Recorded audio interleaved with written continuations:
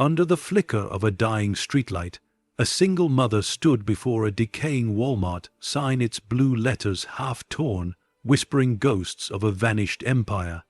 She'd bought this abandoned giant for less than a used car, chasing a last, reckless dream.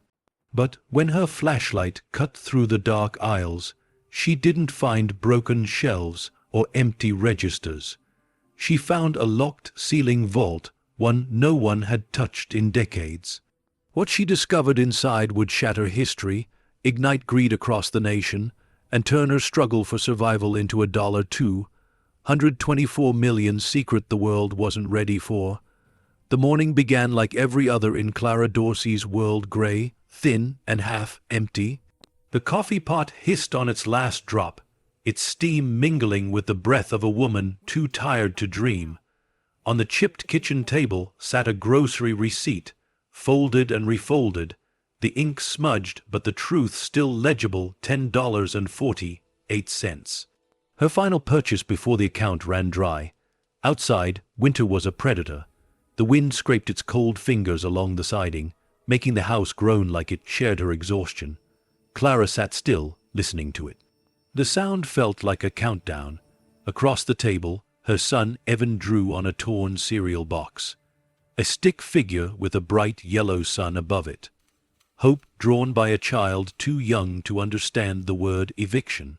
She watched him, the way he hummed softly, the way he smiled without knowing how close they were to losing everything, the kind of innocence that made her heart ache and fight in equal measure. She looked at the calendar. 3 days until the notice took effect. 3 days until the life she'd built from scraps was taken away. When her phone buzzed, she didn't reach for it. Not right away. She expected the usual another overdue message. Another reminder that the world doesn't wait for single mothers on the edge. But the notification was different this time. County liquidation auction abandoned properties today only. Curiosity cut through the fog of fatigue. She opened it. The list scrolled endlessly: old diners, burnt-out motels, forgotten gas stations. And then one headline stopped her heart for a beat. Former Walmart Supercenter, Ridgeway Township. Starting bid, $4,500. She stared at the number. It was absurdly low, less than a used car. The photos loaded slowly. One by one, aisles stripped bare, broken tiles. A shopping cart lying on its side like a fallen animal. Dust layered everything in shades of history. But beneath the ruin she saw potential. At base, a blank canvas. A miracle hiding behind rust. Her mind began to move faster than her fear could stop it. What if this could be something? A thrift market. A resale space. Somewhere she could start over, away from landlords and pity. The idea felt impossible, but so had every step of her life since her husband left. And yet, here she was, still standing, still breathing, still fighting. Clara reached for her worn leather wallet. It was almost empty, just a few bills folded tight like they were holding their breath. She whispered, "It's crazy, I know." Though there was no one to hear her. Evan looked up from his drawing. "What's crazy, Mom?" She smiled faintly. "Just me. Always me." He giggled, not knowing that his mother's laughter hid the weight of collapse. She opened her laptop, fingers trembling as the auction clock ticked in the corner of the screen. The place looked dead, the kind of building people drove past and never looked twice at. But she couldn't look away. The first bid flashed, $4,500. She hesitated. Her bank balance was $4,872. If she bid once, there'd be nothing left for rent, for food, for anything. Her hand hovered over the mouse. She could almost hear her late father's voice in her mind. "Fortune favors the foolish, kid. Sometimes you've got to jump first and pray there's ground below." Her pulse thundered in her ears. She clicked. The number turned green. "You are the highest bidder." She gasped, covering her mouth. the weight of what she'd just done hitting her like a cold wave. The timer dropped 30 seconds, 20, 9, 28.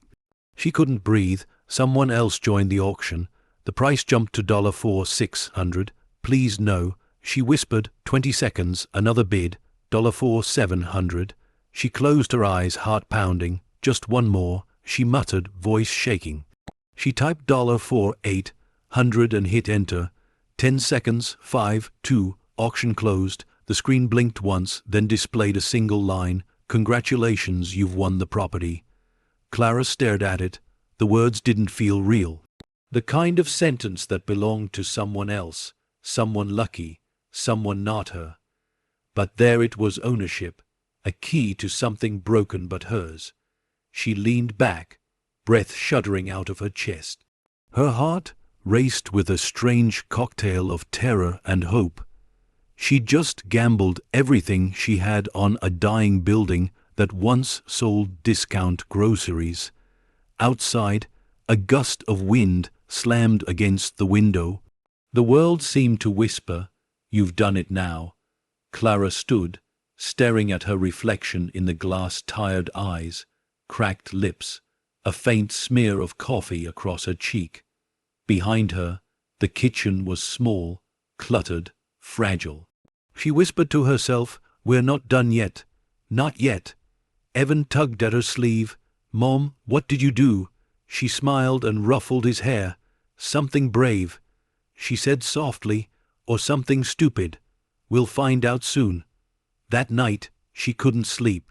She sat at the table again, the glow of her laptop painting her face in cold light. The confirmation email glared at her. Property transfer pending. Buyer responsible for inspection and cleanup. It was official. Every rational part of her screamed mistake, but deep inside, a tiny ember burned. Maybe this was how all second chances began, not with logic, but with desperation dressed as faith. She opened a new tab and typed, "How to reopen an abandoned building." The search results were grim. Permits, cleanup, costs. Yet with every word, her determination grew stronger. Because for the first time in years, Clara wasn't waiting for life to rescue her. She was stepping into its storm. And though she didn't know it yet, that single reckless click would lead her into a story buried beneath dust and concrete, a story that would rewrite her fate and awaken a secret hidden above the ceiling of a forgotten empire. As the clock struck midnight, Clara whispered into the quiet, "Tomorrow we start again." And somewhere beyond the frost-covered windows in that massive abandoned Walmart on the edge of town, something metallic shifted in the dark, as if the building itself had just heard her. The night swallowed the sound, leaving only silence and the fragile pulse of new beginnings. As the night deepened, she realized the story was only beginning. The morning after felt like stepping into a dream she hadn't ordered. Clara Dorsey woke before the sun, her heart beating too fast for someone who owned almost nothing, except now, somehow, a building the size of a football field. Her coffee tasted bitter, thin, but she sipped it anyway, needing the ritual more than the flavor. The receipt from the day before still lay on the counter, beside her laptop, beside the confirmation that had changed everything. She stared at it, that crumpled piece of paper, realizing it was more than proof of her last groceries. It was the final line of one chapter, and the first page of another. She told herself she hadn't made a mistake. She told herself it was a leap of faith, not an act of madness. But in the quiet hours before dawn, when Evan still slept and the world felt too heavy, she wondered which version of the truth would win. By mid-morning, the town's light had shifted to that pale, colorless glow that winter brings, no warmth, just survival. She bundled Evan in his jacket, drove the old Chevy with a rattle in the steering column, and headed toward the address printed on the property transfer email. The GPS led them out of town, past the old grain silos and the railroad tracks that hadn't seen a train in years. And then, rising from the distance like a grey ghost, she saw it, the Walmart. The letters were faded and cracked, but still there. WALM, the rest long gone, like missing teeth. The parking lot was a field of weeds and broken glass.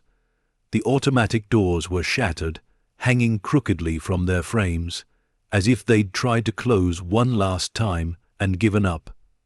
Evan pressed his face against the car window. "This is it, Mom. This is it," she whispered, her voice half awe, half disbelief. They stepped out. The wind whipped across the lot, carrying the faint scent of rust and time. Somewhere, a loose sign banged against metal in the breeze. Clara walked forward slowly, her boots crunching on old gravel. Every step echoed in the emptiness. She ran her hand along the cold glass of the entrance, leaving streaks on the dust that had gathered for decades. She pushed open the heavy doors. They didn't resist. They moaned the sound of memory letting go. Inside, the air was still. It had that hollow feeling of a place that used to breathe. Faded sale banners still clung to the rafters. "Rollback savings," they read, the words ghostly beneath the grime. Shopping carts were scattered like abandoned skeletons, their wheels locked in rust. Her footsteps echoed through the cavernous space. It felt endless, a cathedral built for consumer dreams now stripped bare of purpose. Yet, in the strange quiet, something inside her stirred. This place, for all its ruin, felt alive with possibility. Evan's voice broke the silence. "Can we live here?" She turned, smiling despite herself. "Not live here, but maybe make something here." She imagined lights strung between the aisles, thrift shelves stacked with clothes and small treasures, people laughing, music playing softly, a marketplace reborn from dust. The vision was faint but stubborn. She pulled out her phone and took photos, angles of the entrance, the ceiling, the vast emptiness. She'd need them for permits, for records, for hope. Then she noticed something strange. The ceiling, it wasn't uniform. A section above the electronics area sagged differently, metal beams arranged in an odd pattern, almost like a hatch. She frowned, narrowing her eyes. "That's weird," she murmured. "What is?" Evan asked. "Nothing," she said quickly, though curiosity had already taken root. She wandered toward the back office section, finding old papers scattered across desks, purchase orders, employee notices, a dusty calendar frozen on December 1997. She brushed a finger through the dust, leaving a small trail, then stopped when she saw something that made her heart jump. On the wall, a laminated evacuation map, the kind every Walmart used to have. It outlined exits, stockrooms, loading bays, but in the corner of the ceiling layout, there was a faint gray box labeled restricted storage. No stairs led to it, no access noted, just a hidden void above. Her breath caught. "Storage," she whispered to herself. Why would there be storage in the ceiling? The wind howled faintly outside. The sound slipped through the cracks and whistled through the rafters, making the fluorescent light casings sway and groan. It felt as if the building itself was whispering something back to her, something old, something buried. She brushed the thought aside, forcing a smile for Evan. "Come on, let's head out. We've got work to do." But as she turned toward the exit, she caught one last sound, faint, metallic, high above. A creak, then a dull clink. She froze. Her pulse quickened. Maybe it was just the wind, maybe the structure shifting. But something about it didn't feel random. It felt deliberate, almost patient. Evan tugged her sleeve. "Mom," she blinked, shaking the thought away. "Yeah, baby, let's go." Outside, she locked the car, her fingers trembling. The vast shadow of the Walmart stretched across the cracked parking lot, long and dark, swallowing the smaller shapes of her and her son. As she buckled him in, she whispered under her breath, "What are you hiding up there?" The drive back was quiet, the kind of silence that hums with questions. Clara tried to focus on her plan's cleanup costs, how to get utilities running, what she could sell to cover the first expenses. But her mind kept circling back to that noise, that strange hollow section in the ceiling. That word on the map, restricted. She didn't know it yet, but that single word would soon unravel the line between luck and destiny and pull her into a mystery buried above the ceiling tiles of a forgotten store. That night, long after Evan had fallen asleep, Clara sat in the dark, the glow of her laptop flickering against her face. She searched for old records, building plans, anything she could find.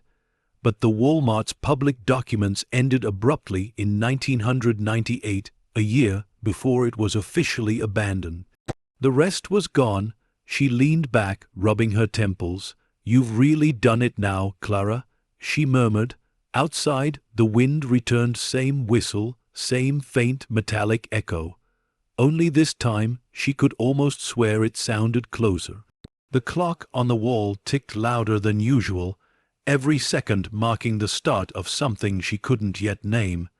As she stared into the dark, her reflection in the window looked like a woman she didn't recognize, weary, yes, but with a strange glint in her eyes. A glint that came not from fear, but from awakening, and in that quiet, she understood whatever she'd found wasn't just a building. It was the beginning of a story waiting to be uncovered. As the night deepened, she realized the story was only beginning. By the time the official documents arrived, the world outside Clara's window had turned white with frost. The envelope lay on the kitchen table, thick and creased, its corners worn from the journey. The county seal was stamped in dull gold, the kind of authority that made her nervous just to touch. Inside it was a single metal key, heavy, cold, and stamped with an engraving, Ridgeway Supercenter Main Access. She held it in her palm for a long time, feeling its weight, feeling its promise. For weeks she had lived between panic and purpose, but now, with that key pressing into her skin, something shifted. This was real. This was hers. The drive back to the property felt different this time. No longer a stranger approaching ruins, but an owner returning to her inheritance of dust. The road stretched endless through frozen fields. The sky was a low ceiling of gray. Her car rattled with every bump, the heater barely keeping up, but her heart beat with quiet fire. Evan hummed softly beside her, kicking his boots together, watching the horizon.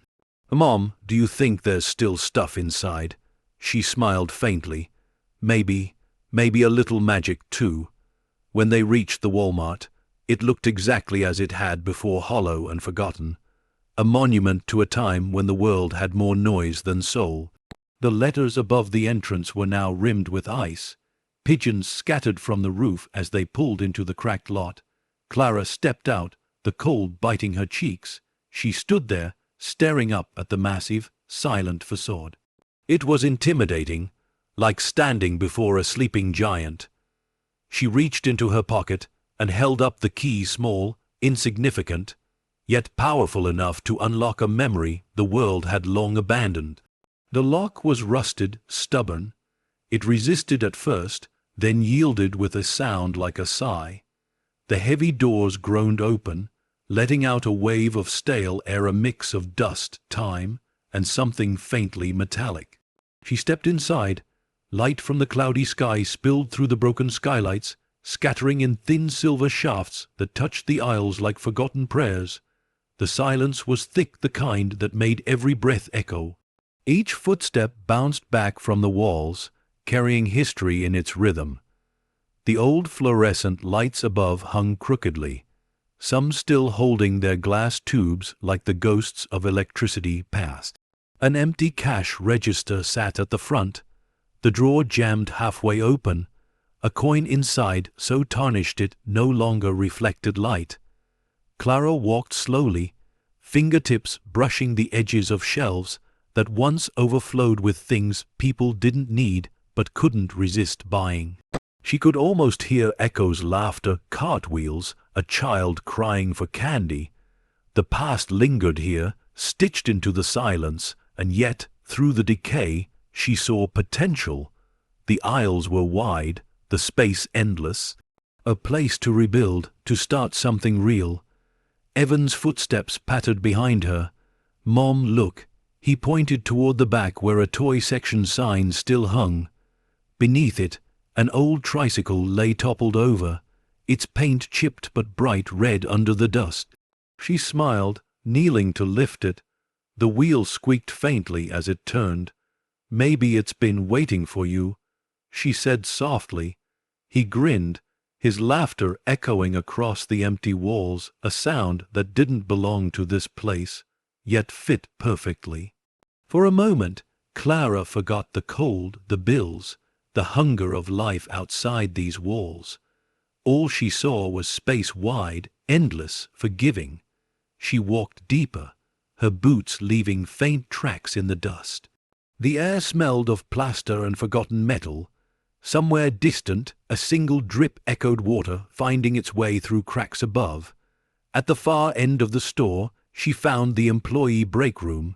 The walls were yellowed, the tables overturned. A calendar still hung by a single tack, the year 1998, December marked with faded pen. Beneath it, someone had written in pencil, "See you after Christmas," but no one ever had. Clara touched the corner of the paper, her thumb leaving a clean spot on the dust. "You never came back," she whispered. She sat on one of the fallen chairs, breathing in the stillness. The size of the place was overwhelming, the work ahead unimaginable. But something inside her, the same spark that had made her click, that bid button, refused to feel small. She closed her eyes, imagining lights strung again, laughter returning. Maybe it wouldn't be easy, but for the first time in years, her future wasn't confined to 4 cracked walls and overdue bills. It stretched as far as this empty store did, wide and uncertain, but full of possibility. Evan ran up, holding something in his small hands, a set of tarnished keys he'd found on the counter. "Mom, look, more keys." She took them gently. The keyring bore the old Walmart logo, faded nearly to nothing. There were several keys, but one caught her eye, small, brass, marked only with a number, 03-7C. Clara frowned.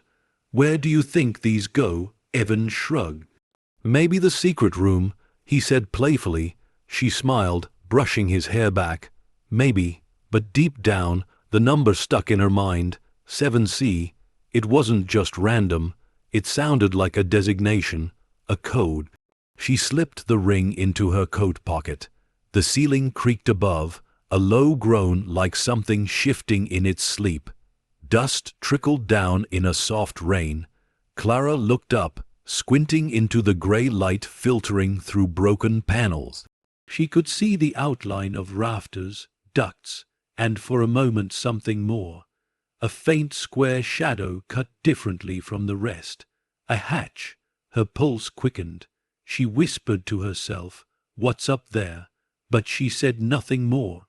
Not yet. The air inside felt too heavy, as if the building was listening. As they walked back toward the entrance, the echo of their steps filled the hollow aisles like a heartbeat. Clara turned once more before stepping into the cold. The Walmart loomed behind her, massive, quiet, watching.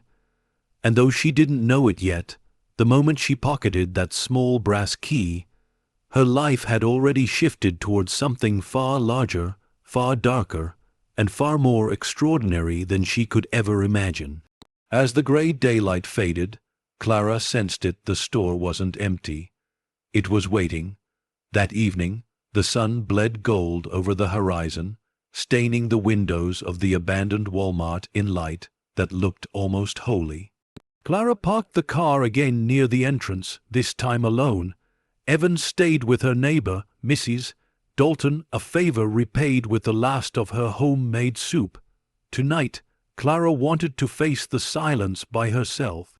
She stepped inside with a flashlight and a notebook. The air felt colder now, sharper. Her footsteps echoed softer, slower, deliberate. Every sound was hers.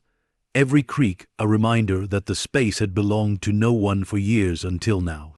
The beam of her light swept over the aisles, cutting through layers of dust that shimmered like ghosts. The silence wasn't empty anymore. It had texture, a pulse. Somewhere between fear and awe, she began to understand that this place wasn't just abandoned, it was preserved, like time had chosen to stop here for a reason. She walked past the old pharmacy counter, past customer service, where faded signs still read returns and exchanges. Her flashlight caught the reflection of an old mirror cracked, leaning against the wall.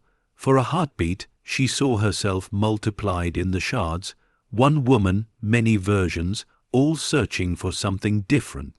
Her breath fogged in the air. The power was long gone, but she could feel the building hum faintly, as though some small current still ran beneath its bones. She followed the faint metallic noise again, the one she'd heard days ago. It led her to the back of the store, near the storage area where loading docks opened into darkness. The flashlight trembled slightly in her hand as she swept the beam upward. There it was again, that uneven ceiling panel. Square, reinforced, wrong. She climbed onto an old shelving unit, careful where she placed her boots. The metal groaned under her weight. The beam of light revealed more a faint outline of bolts, almost hidden under paint. And next to them, a small, circular hole. Her hand went instinctively to the keys in her coat pocket, the brass 103-7C. Her fingers tingled. She didn't want to believe it could fit. But part of her, the part that had always found reasons to keep going when the world gave her none, whispered, "Try it." She took a deep breath, climbed a little higher, and reached up. The key slid in easily, too easily. It turned with a soft click. The sound that followed wasn't loud, but it echoed like thunder through the silence, a metallic groan as old hinges loosened above her. A rush of cold air spilled down, carrying the faint smell of oil and metal. Clara froze, her heart pounded in her ears. The panel didn't open completely, it shifted, barely, revealing just enough space to glimpse what looked like steel behind it. Not wiring, not ventilation. Something else. Her mind raced. What kind of store hides a locked chamber in its ceiling?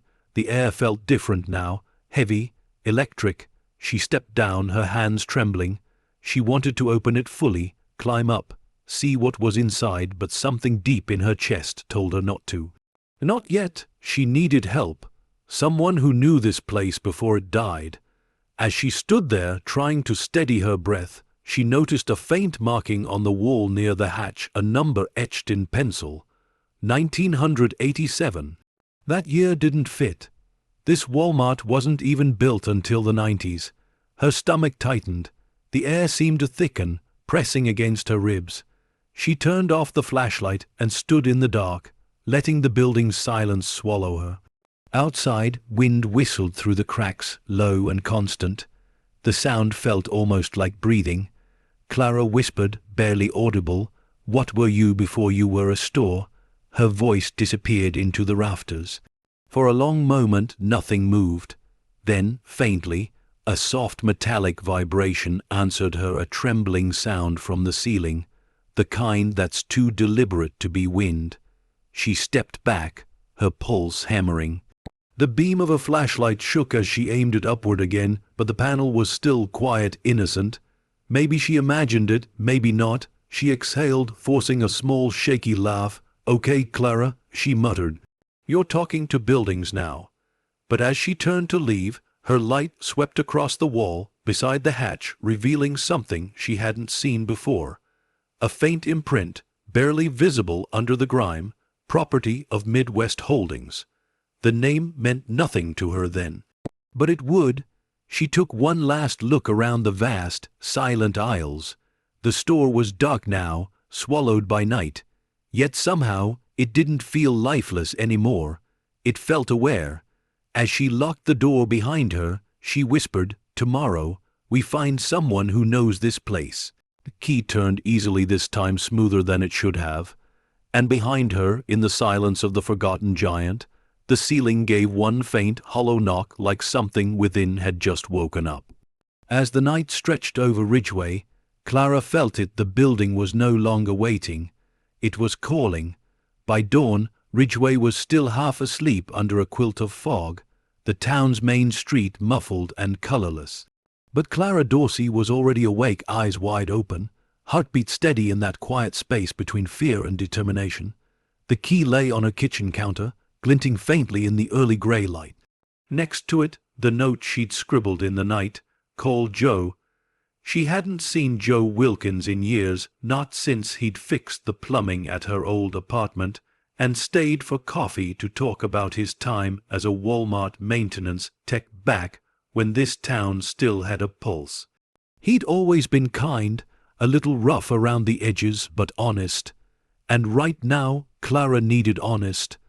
The phone rang twice before his voice cracked through the static, gravelly and familiar. "Clara Dorsey? Well, I'll be damned. You alive out there? Barely," she said with a tired laugh. "I, bought something big. Big like a truck, or big like one of your bad decisions. Bigger," she whispered. "I bought the old Walmart." There was silence, the kind that says a man just dropped his cigarette. "You what?" She told him the basics. The auction, the key, the strange ceiling panel, the name Midwest Holdings. Each word felt heavier as it left her mouth, like she was confessing to something she didn't understand. When she finished, Joe didn't laugh. He just said, "Meet me there in an hour." The fog still clung low across the cracked parking lot when Clara pulled up. Joe's old pickup was already there, engine idling, a halo of white smoke drifting from the exhaust. He climbed out, bundled in a frayed jacket, toolbox in hand, squinting at the massive gray building. "Well, I'll be damned again," he muttered. "It's uglier than I remember."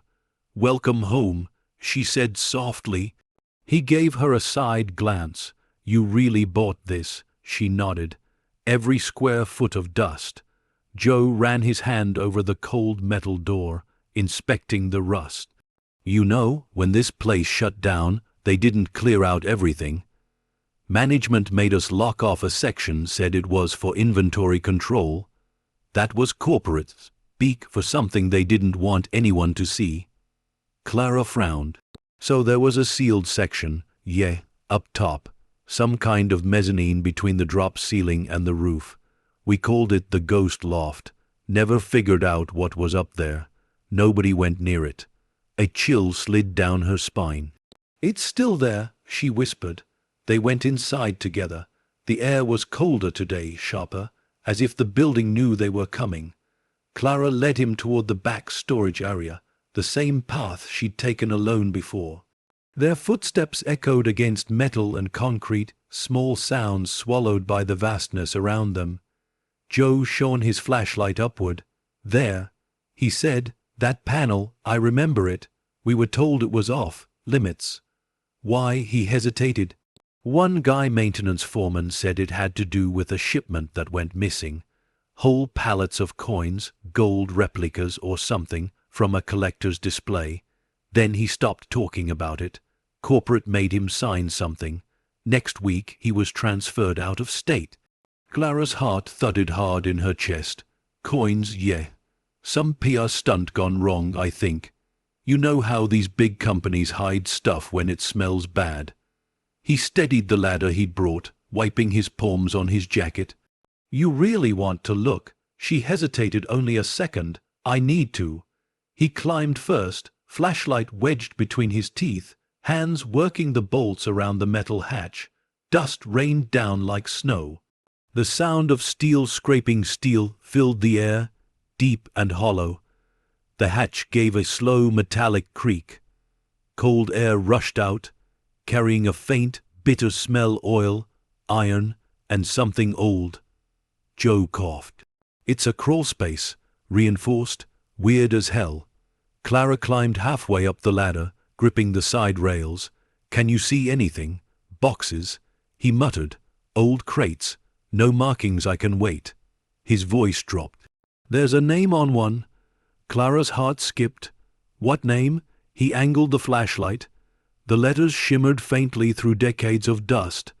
Property of Midwest Holdings, 1987. The same words she'd seen etched on the wall. For a long moment, neither of them spoke. The air between them was electric, charged with something that didn't belong to the present. Finally, Joe said, "This ain't normal, Clara. This stuff shouldn't even be here. And if it's been sealed since '87, that means it's older than the building itself." Clara whispered, "Then what's it doing inside a Walmart?" Joe descended the ladder, his face pale. "I don't know, but if I were you, I'd tread careful. You might have just bought more than a building." The sound of the wind outside grew louder, pressing against the walls like the world itself was listening. Clara stared up at the half-open hatch, heart racing, eyes fixed on the darkness inside. The edges of the metal glinted faintly under the beam. It looked like a mouth waiting. She whispered under her breath, "You've been hiding something all this time, haven't you?" The building didn't answer, but somewhere above the rafters, a faint metallic vibration began again, a slow, rhythmic tremor, like the heartbeat of something buried and restless. Clara's breath caught in her throat. She didn't move. The flashlight flickered once, and for a split second, before darkness swallowed it again, she thought she saw something glint behind the boxes, something small, round, and gold. As the echo faded, the silence thickened heavy, watching, waiting for her next move. The next morning came gray and thin, the kind of light that hides more than it reveals. Clara barely slept. Every time she closed her eyes, she saw that faint shimmer above the ladder, gold, peeking through the dust like the memory of something forbidden. She sat at her kitchen table, stirring cold coffee, the keyring glinting under the weak daylight. The brass key marked 03-7C caught her gaze again. It was small, unassuming, but now it carried weight. Questions, secrets. Her phone buzzed. Joe's name flashed on the screen. "Morning," he said, his voice lower than usual. "I didn't sleep worth a damn. Been thinking about those boxes." "So have I. I did some digging last night. You remember that name, Midwest Holdings? Well, guess what? There's no record of it anymore. No filings, no tax ID, nothing. It's like it never existed." Clara's breath hitched. Then whose property was it? That's the thing. In the '80s, Walmart's real estate arm partnered with shell companies, some of them fronted by private collectors. Art, coins, historical junk. They used these stores as temporary storage, off the books. So, what's in the ceiling could have been worth a hell of a lot, he interrupted, and could have been meant to stay hidden. Clara rubbed her temples. The idea made her stomach twist. Millions of dollars in something old, illegal, or worse, buried above a department store ceiling no one remembered. "Meet me there after lunch," Joe said. "We'll take a better look. Bring gloves and a mask. That dust's no joke." By the time Clara returned to the store, the wind had picked up, hurling dry leaves across the parking lot like whispers in motion. The building loomed darker now, its shape cutting against the pale sky like an unspoken secret. Inside, the cold greeted her like a memory. She found Joe near the ladder, flashlight in one hand, a crowbar in the other. "You sure about this?" he asked. She nodded. "We can't just leave it up there." He grunted, pushing the ladder into place. "All right then, let's see what ghosts we've got." The metal groaned as he climbed. Dust trickled down, coating his sleeves. He wedged the crowbar under the hatch and pushed harder this time. The old bolts screamed, and finally, the panel gave way, swinging open with a clang that echoed through the building. A stream of stale air rushed out, cold and heavy, carrying that same faint metallic tang. Clara coughed, pulling her scarf over her face. Joe lifted his flashlight. There's more boxes up here. Maybe 20, 30, all the same, steel corners, sealed tight. You'd need tools to open them. He paused. And something else, a crate label. He leaned closer, reading aloud. Shipment 24, a retain pending clearance. Property of Midwest Holdings, fiscal year 1987. Pending clearance, Clara whispered. What does that even mean? Joe climbed higher, balancing carefully, his beam sweeping across the space. Looks like these were moved in from somewhere else, not built here. There's wiring up here too, older, military, grade cabling, nothing this store ever used. Clara's eyes widened. Joe, get down. But before he could answer, the flashlight flickered once, then twice, then went dark. The silence that followed was absolute. Joe, her voice echoed, small and trembling. I'm okay, he called from above. Just dropped the damn thing. Hang on. A metallic rattle cut through the dark, a sound like something sliding across steel. Then another, then silence again. Joe, no answer. Clara's pulse quickened. She grabbed her own flashlight from her bag and aimed it upward. The beam caught swirling dust, a haze of gray particles drifting down like ash. Then a shadow, quick, movement. Joe, she called louder this time. His voice came back, strained but steady.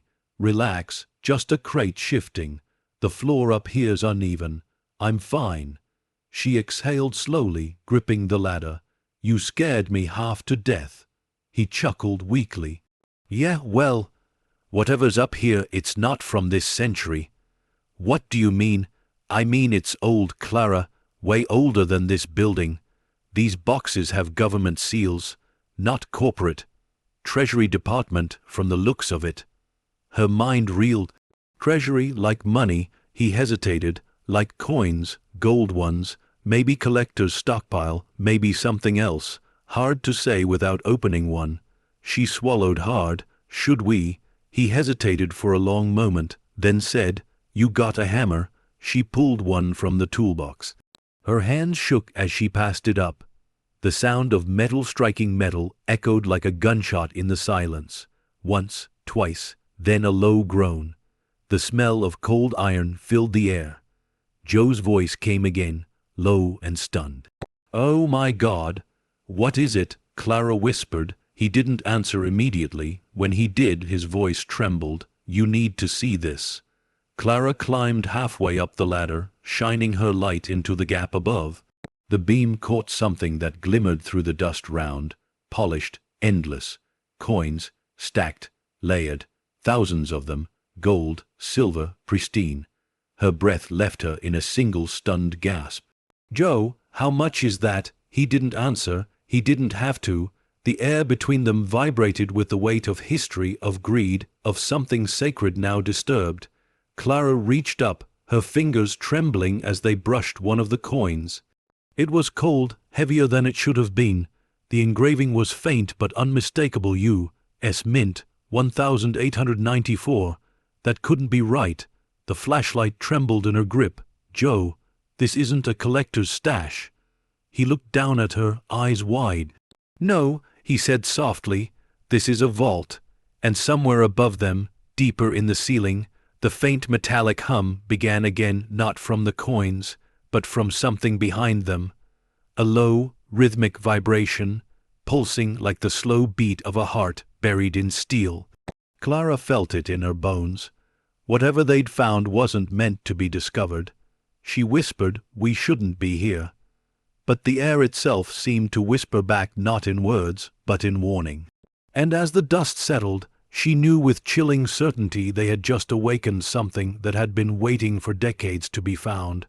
The day after their discovery began in silence, not the ordinary kind. This was the heavy, knowing quiet that sits in your bones. Clara Dorsey stood at the kitchen sink, staring at her reflection in the window. Behind her, sunlight crawled across the counter, touching the brass key that had started it all. It gleamed faintly, like it still held a secret. Joe hadn't called yet. After what they'd found, he'd simply muttered, "We'll need to go back tomorrow." Then he left. She hadn't slept since. Her mind played the scene again and again, the gold stacked like ancient treasure. The way the air had vibrated afterward. That hum wasn't her imagination. It was too deliberate, too alive. Now standing there, she realized something simple and terrifying.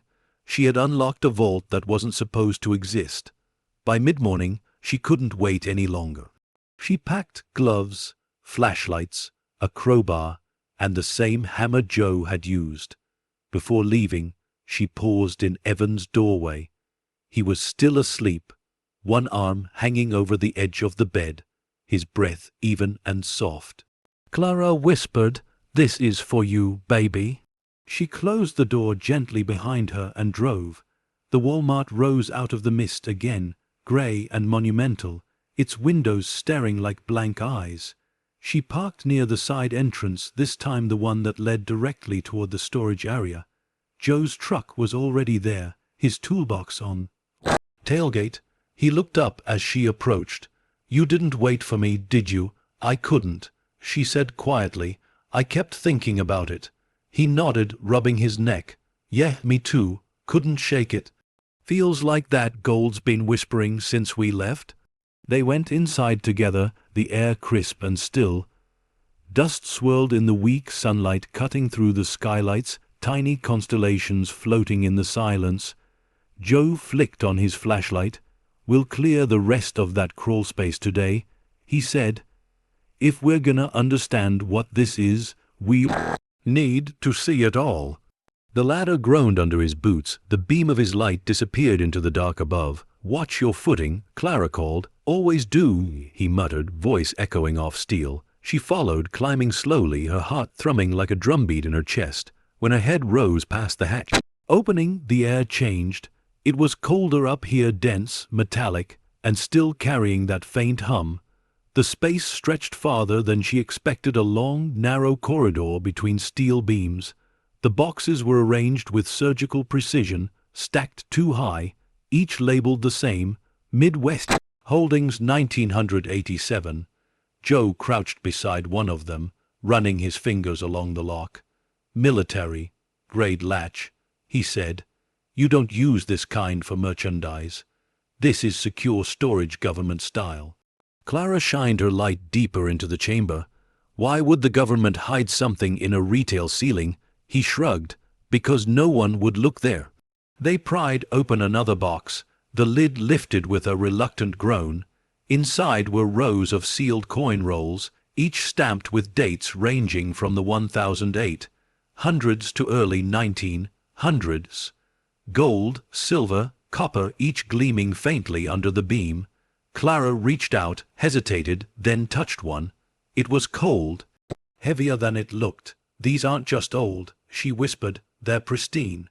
Joe nodded grimly. "They've been preserved, like someone knew they'd be here for a long time." She turned one roll over in her hands. "You think it's stolen?" "Maybe, or hidden for safekeeping." He smirked darkly. "Which usually means stolen." They moved to the next crate. The crowbar squealed against the metal, the lid snapping open. Inside, not coins this time, documents, old ones, yellowed, brittle, sealed in plastic. Clara squinted, lifting one with gloved hands. "It's a manifest." Joe leaned closer. "Read it." Her voice was steady, though the words made her throat tighten. "Treasury transfer 1987. Transport halted pending audit. Storage location, Site C, Ridgeway, Illinois." Her eyes met his. "This is the site. Site C." Joe repeated. This Walmart wasn't even built until the early 90s. So whatever Site C was, it came before. A realization crawled slowly up her spine. This building was built on top of something. He nodded, or maybe around it. The silence that followed was deafening. Clara's flashlight caught something else, a symbol on the side of the crate. Faded, but still visible, a government emblem half scratched away. Beneath it, stamped in red, classified federal holding. Her voice trembled. Joe, we shouldn't even be touching this. He sighed, too late now. They continued deeper, stepping carefully across beams, the air thick with age and secrecy. At the far end of the chamber, a final crate sat alone, separate from the others. Dust clung to it in thick sheets, no markings, no label. Joe crouched beside it, brushing his hand across the lid. This one's different. He pried gently, and the lid came loose easier than the rest, almost as if someone had already opened it long ago. Inside, wrapped in canvas, lay an object no larger than a shoebox. Its corners were gilded, the edges etched with intricate engravings, symbols neither of them recognized. Clara felt a chill crawl down her neck. What is that? Joe shook his head slowly. Not coins, not records, something else entirely. The hum in the air grew louder, subtle, but distinct now, like distant machinery awakening. Clara took a step back. Joe, I think we should stop.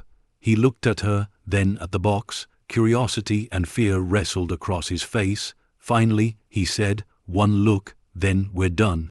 He peeled back the last layer of canvas.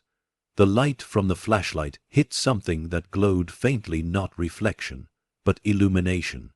A shimmering surface, like molten gold frozen in time, pulsing with its own dim light. Clara gasped softly. It's alive. Joe's hand hovered above it. No, it's reacting.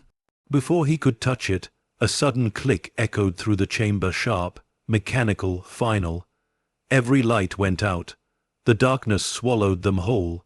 In the distance, from somewhere deep within the walls, came the slow, grinding sound of gears turning, old machinery reawakening after decades of silence. The hum was no longer faint. It was rising, surrounding them. Clara gripped Joe's arm. Her voice broke through the dark. Joe, what did we just open? The metal floor beneath them trembled. Dust fell from the ceiling. The air filled with the sound of something unlocking, something massive. And in that moment, Clara understood. They hadn't just found a vault. They had disturbed the past. The hidden void was awake. Darkness pressed around them, like water, thick and suffocating. Clara could hear her own heartbeat, fast and shallow, echoing in the hollow chamber. Joe's flashlight clattered somewhere in the dark, rolling until it hit metal. The faint hum that had haunted the space before was now alive, steady, rising, rhythmic, pulsing, like the breath of something vast behind the walls. Don't move, Joe whispered. His voice was strained, low. Something's shifting. Clara's trembling hand found the small backup light clipped to her belt. She flicked it on. The beam trembled across the metal floor, catching a swirl of dust that shimmered like smoke. The glowing object, the thing wrapped in canvas, still sat in the open crate. It pulsed faintly, a golden heartbeat in the dark. The sound seemed to sync with it, the hum growing stronger every time it glowed. Joe crouched again, cautious but fascinated. That's no coin, he muttered. That's some kind of device. Clara's voice quivered. Device? From who? He shook his head. No idea. But I've seen military hardware before, and this doesn't fit any design I know. She swallowed, the beam of a flashlight catching symbols etched along the edges. They weren't letters, not numbers either. Circular patterns repeated like codes. Each line shimmered faintly as the object throbbed with light. Joe reached toward it again. Don't, Clara said sharply. It's reacting, you saw that. He paused, hand hovering above the strange relic. If it's active, we need to know how. The hum deepened, vibrating through their shoes through the beams. Somewhere above them, a metallic groan echoed like air ducts expanding, awakening. Then, from the shadows at the far end of the void, a faint series of clicks, slow, deliberate, mechanical. Clara froze. What was that? Joe's flashlight flickered back to life, the beam darting across the narrow space. Nothing moved, only dust and old metal. "I think it's the ventilation," he said, though even he didn't sound sure. Clara's eyes never left the glowing object. "You ever think maybe this wasn't meant to be found?" Joe sighed. "Clara, people hide things for two reasons: because they're dangerous, or because they're valuable. Sometimes both." The hum spiked again, sudden, sharp. Clara stumbled back, clutching her chest as a pulse of warmth rolled through the air, gentle but undeniable. The glow brightened, filling the chamber with golden light. The metal walls reflected it in perfect symmetry. For a fleeting second, it was beautiful, otherworldly, peaceful. Then came the sound, a deep, mechanical thud, followed by another and another. Somewhere beneath them, massive locks were disengaging, gears grinding, bolts sliding. Joe's face went pale. "That's coming from below us." Clara's breath hitched. "What's under us, Joe?" He looked around the narrow chamber, scanning the metal plates beneath their feet. Reinforced flooring. Might be part of the original substructure. Maybe there's another level. The realization hit her hard. "You mean another vault?" Before he could answer, the light dimmed, pulsing slower now, weaker, as if it had completed whatever it started. The humming faded back into silence, leaving only their breathing and the faint echo of settling dust. Clara whispered, "Let's get out of here." Joe didn't argue. They climbed down the ladder quickly, boots hitting the ground in near silence. Clara turned, looking up at the open hatch. The faint golden glow still leaked through the edges like a fading heartbeat. Neither of them spoke for a while. The enormity of what they'd uncovered pressed against the air around them, heavier than the cold. Joe wiped his hands on his jeans. "Whatever's up there, it's not just treasure, it's tech, or something older, maybe both." Clara looked at him, voice low. "What if it's not about what's in those crates, but what they're protecting?" He met her eyes, grim. "Then someone went to a lot of trouble to bury it, and we just woke it up." They stood there in the stillness, surrounded by the remains of commerce and time. Above them, the building creaked softly, an old sound, almost like breathing again. Clara stared at the darkness above the hatch, her thoughts spiraling. Every instinct told her to walk away, to lock the doors, and never come back. But another part of her, the part that had survived every storm life threw at her, refused to run. She looked at Joe. "Tomorrow we open the rest, all of it. No more guessing." He exhaled slowly. "If we do that, we cross a line we can't uncross." Clara's eyes were steady. "We already did." The hum gave one final tremor, faint and distant now, like an echo retreating into the earth. She turned toward the exit, the heavy doors casting their long shadows across the broken floor. As they stepped outside, the sun was already setting behind the distant trees, painting the building in gold one last time. The Walmart stood silent, indifferent, its cracked logo glowing faintly in the dying light, a monument of secrecy, waiting to be remembered. The cold wind cut through the still air, carrying with it a whisper that neither of them quite heard but both somehow felt. And though the day had ended, Clara knew the story inside those walls had only just begun. The vault had opened once, and the void above wasn't done speaking. The following morning was unreasonably bright. Sunlight poured across Ridgeway like it was trying too hard to make everything look ordinary. But nothing about life felt ordinary anymore, not to Clara Dorsey, not after what she and Joe had found above that ceiling. She hadn't slept. Every time she closed her eyes, she saw that golden light breathing, pulsing, alive. The air from that hidden void still clung to her skin, the metallic taste of it refusing to fade. Now she stood again in front of the Walmart's enormous facade, her breath visible in the morning chill, staring up at the ghost of the logo that still clung to the building's skin. This was no longer just a dead store, it was a tomb. Joe arrived soon after, his truck rattling over the cracked asphalt. He climbed out, eyes shadowed, shoulders heavy. He didn't say good morning, just handed her a coffee in silence. They didn't need words. For a moment they stood together, side by side, staring at the massive, quiet structure. Then Joe muttered, "You ready?" Clara nodded. "We have to be." They stepped inside. The light from the open doors cut a long, white blade through the darkness. Dust swirled in the beam like slow-motion snowfall. Everything inside looked the same, aisles empty, floors cracked, silence thick, and yet it didn't feel the same. Now they knew what was above them. They moved to the back storage area, where the ladder still stood like a spine reaching into the ceiling. The hatch gaped open, silent, waiting. Joe switched on his headlamp. "We go careful.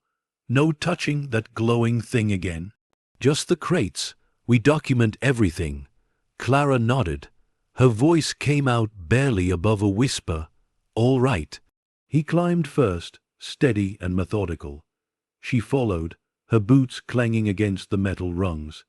The air changed again as soon as her head cleared the hatch, colder, sharper, charged. The golden glow was gone now, only stillness. The crates lay exactly where they'd left them.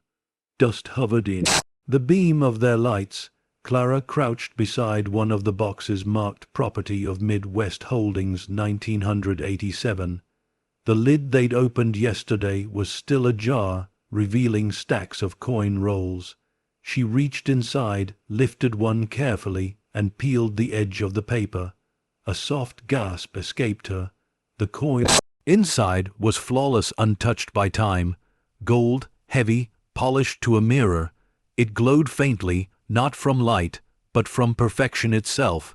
The engraving was clear.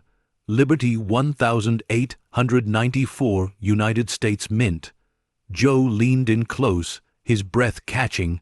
"That's impossible. That's one of the rarest mint years ever struck.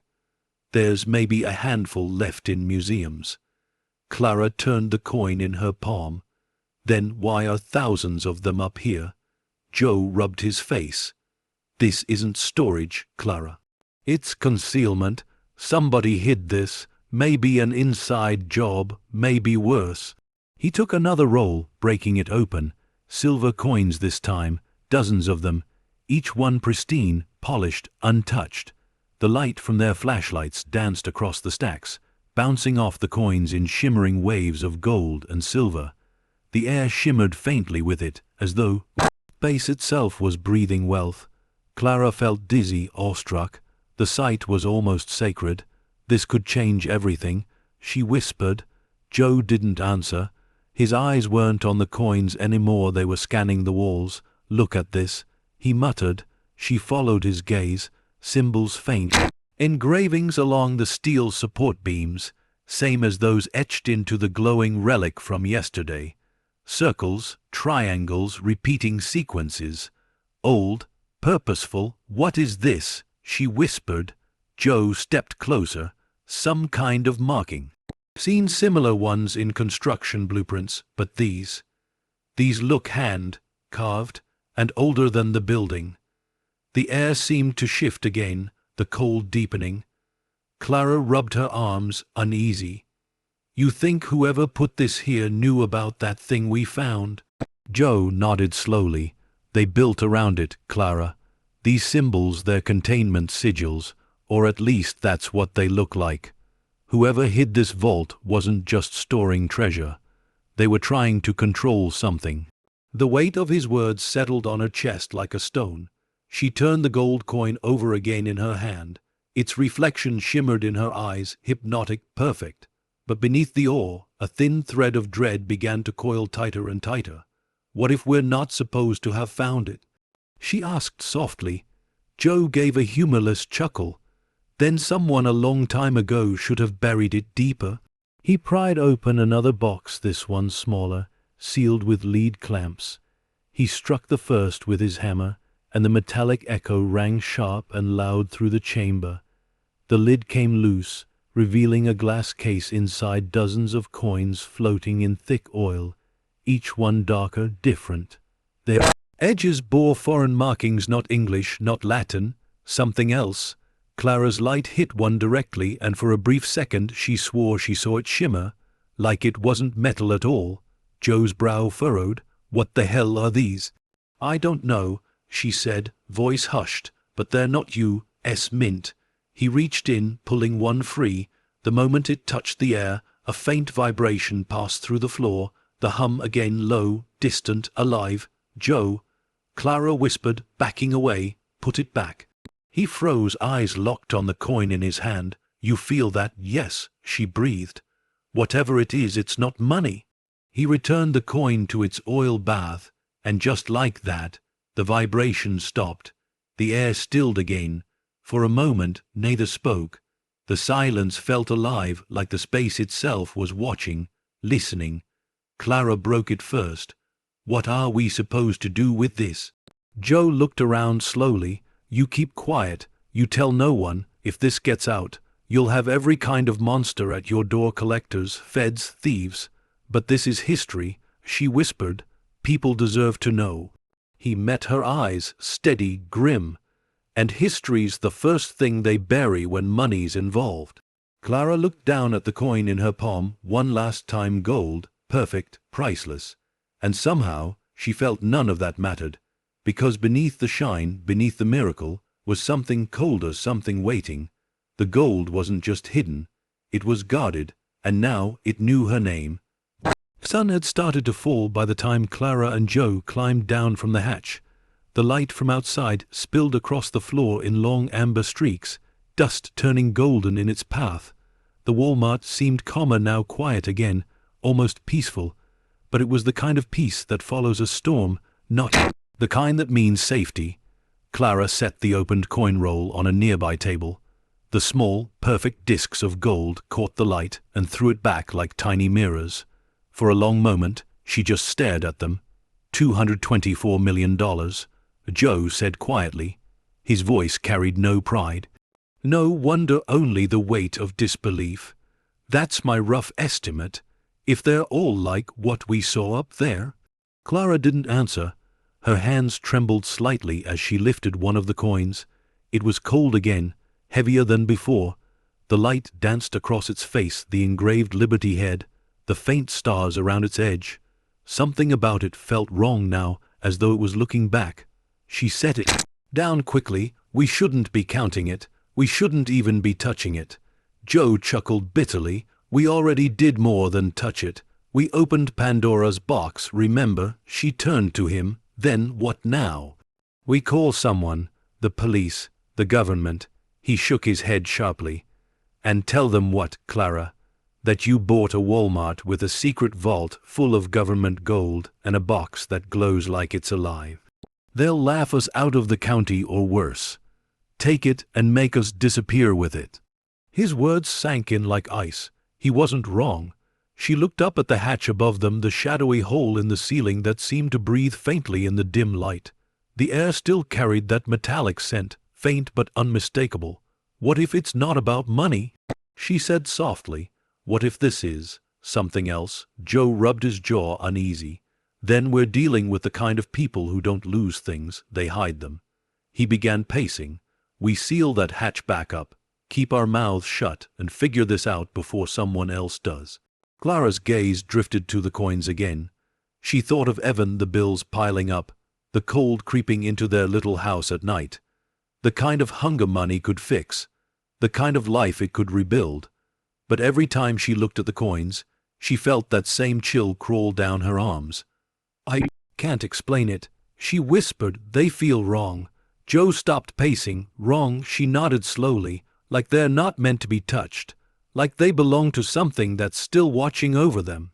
He exhaled sharply. "You've been awake too long. That's all. The mind plays tricks when it's got ghosts in it." But even as he said it, his eyes kept darting toward the ceiling, the place where that low hum had started, where the strange glow had breathed through the cracks. They stood there in uneasy silence. Outside, the last slant of sun vanished behind the ridge. The building seemed to grow darker.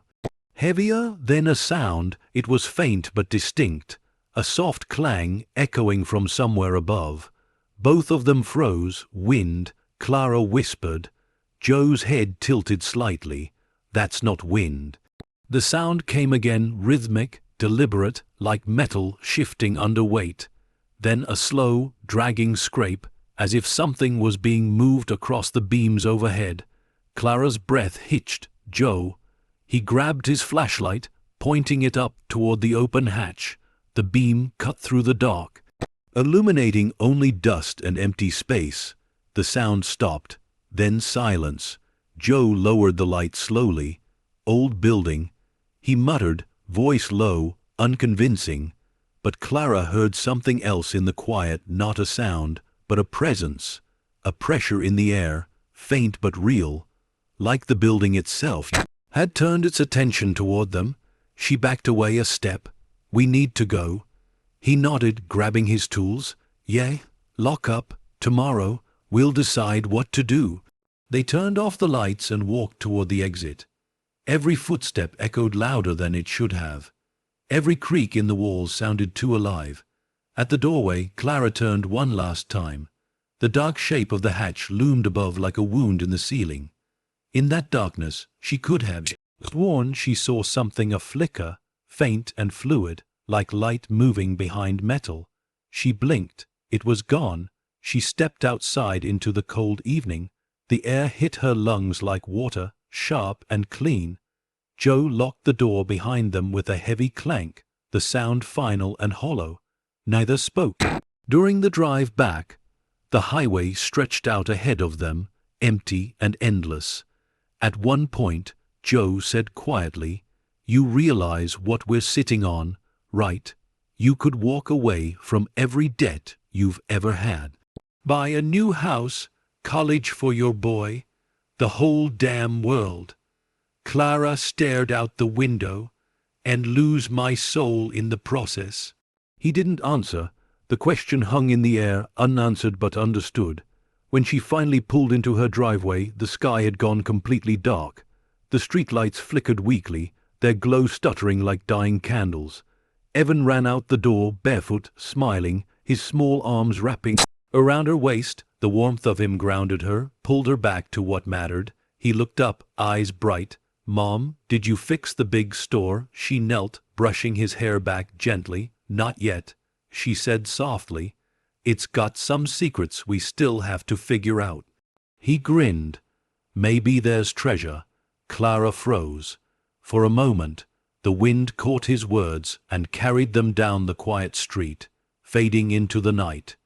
She smiled faintly, masking the dread tightening in her chest. "Maybe," she whispered, "but not all treasures meant to be found." As she held him close, her eyes lifted toward the horizon back in the direction of the old Walmart.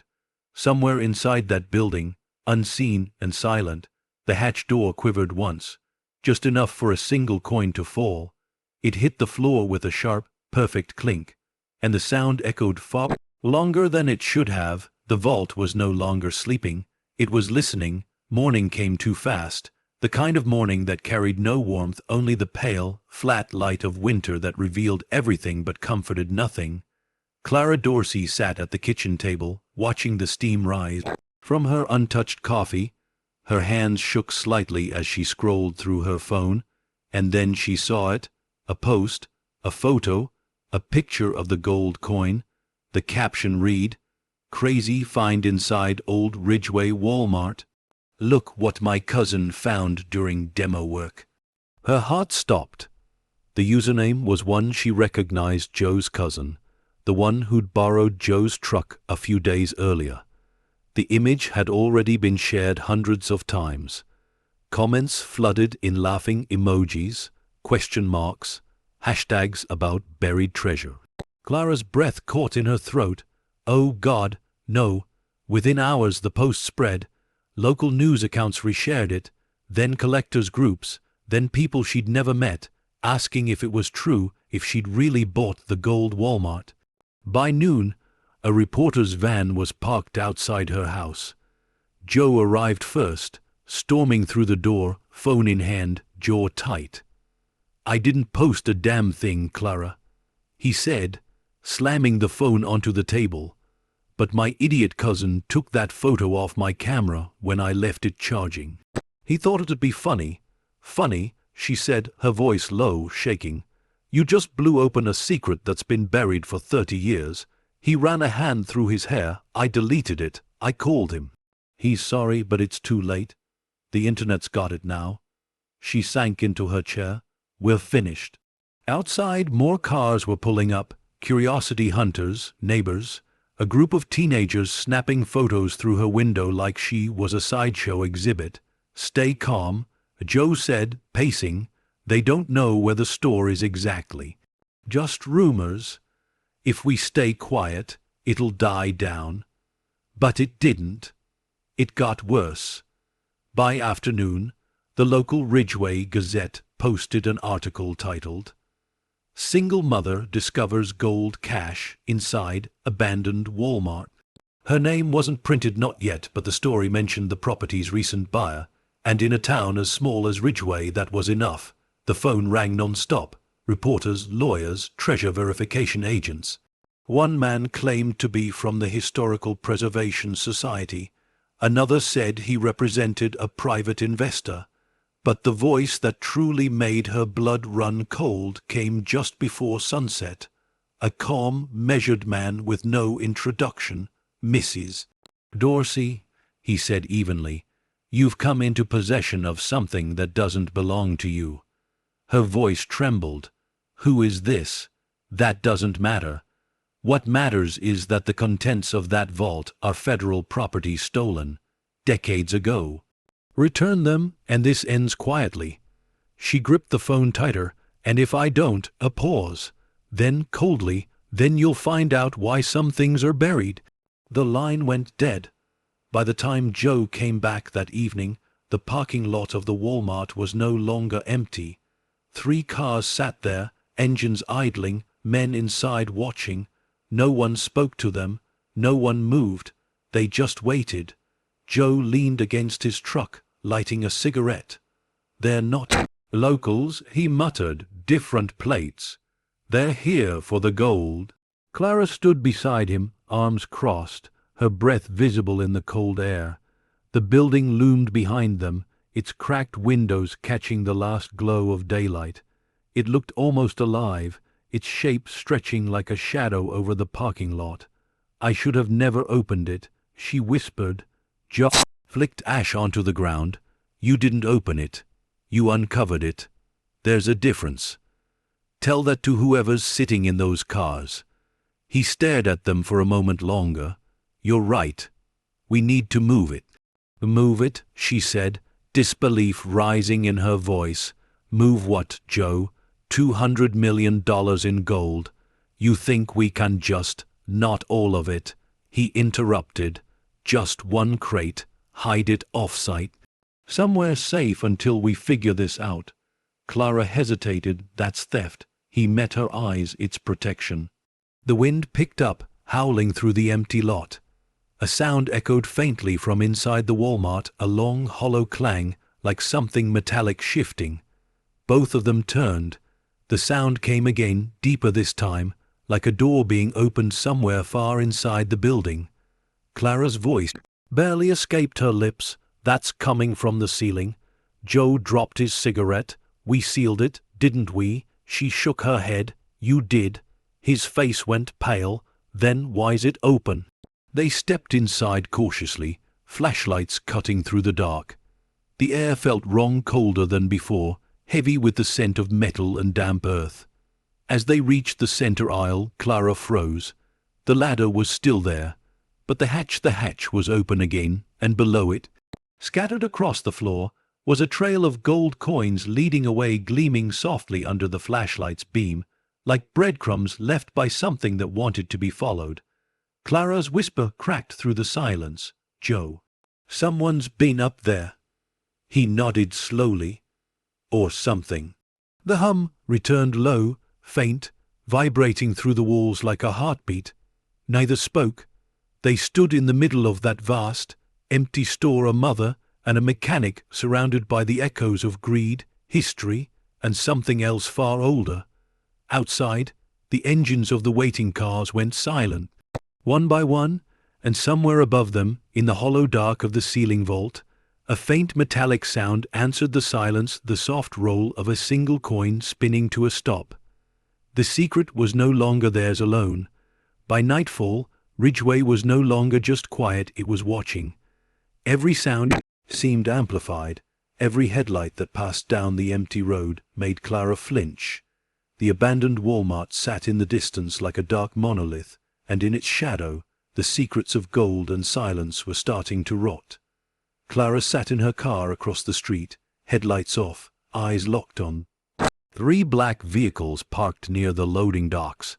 The men inside barely moved, no uniforms, no badges, just waiting. Predators disguised as patients. Joe sat beside her, the butt of his cigarette glowing dimly in the dark. "They're staking us out," he muttered. "They're not leaving until we give them what they came for." Her voice trembled. "You said we could hide it, Joe.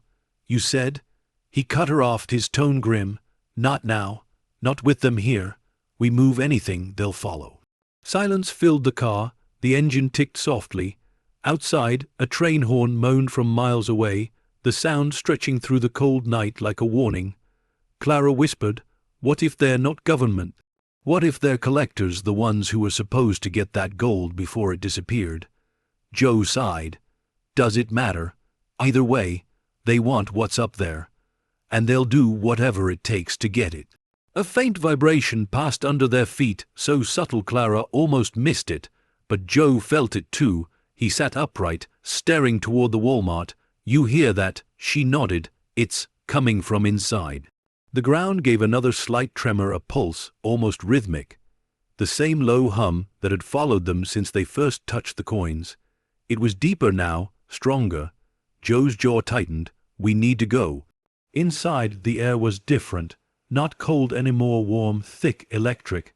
The silence wasn't silence anymore, it was breathing. Every step echoed too loudly. Every flashlight beam seemed to bend slightly, like the air itself was distorting around them. The coins on the floor glimmered faintly, and, if gathering the little light that existed, they led deeper into the aisles, vanishing into the far dark like a trail. Clara's voice shook. "They weren't here before." Joe scanned the shadows. "Someone's been moving them." They followed the trail, slow, cautious, the beam of their lights sweeping across ruined shelves and broken tiles. The hum vibrated faintly through the soles of their boots, climbing higher with each step. At the far end of the store, near the employee corridor, the trail stopped.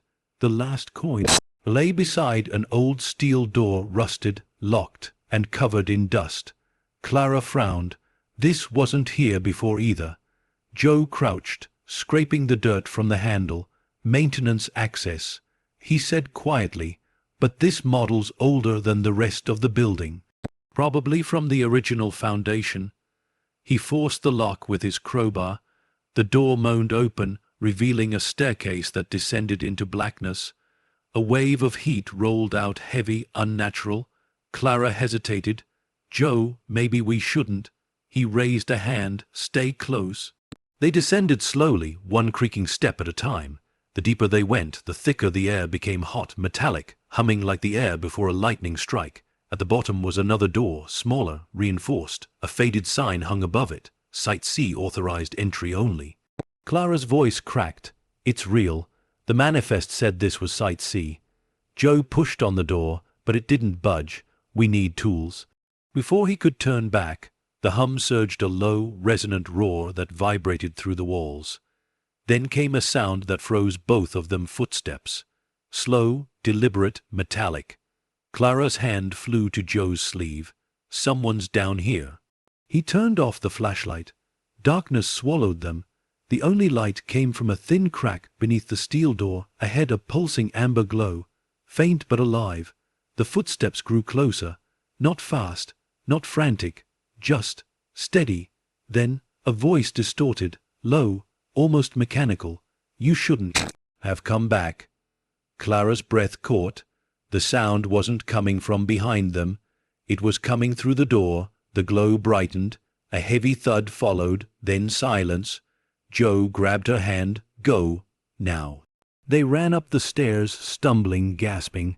The hum followed them, echoing up the stairwell, rising higher, stronger, alive. When they burst back into the main floor, the lights above flickered not fully on, just enough to send bursts of white through the dark. Joe slammed the maintenance door shut and braced it with a length of rebar. His breath came in sharp bursts. Whatever's down there, it's awake. Clara leaned against the wall, trembling. Did you see it? That light? He nodded. I saw it. For a moment, the only sound was the low rumble from beneath the floor. Then, from outside, the screech of tires. The black cars were gone, every one of them. They left. Clara whispered. Joe looked toward the door, eyes narrowing. No, he said, they're not gone. They're just getting ready. Hours later, as the town slept, a small red dot blinked faintly on the corner of the Walmart's roof, a camera. A new one, watching, recording. Inside, beneath the cracked tiles and silence, something deep below the building gave another slow pulse. The sound spread outward, through the steel beams, through the ducts, through the sleeping air of Ridgeway itself. It was the sound of something that had waited long enough. And upstairs, in the dark corner of the store where the coins had once been piled neatly, one of them began to spin, slowly, perfectly balanced. It spun longer than physics should allow. Then it fell flat, silent. The watchers had arrived, and the vault had chosen who to reveal itself to next. By the next morning, the world outside looked the same brittle air, the same frozen town, but for Clara Dorsey, nothing about it felt the same anymore.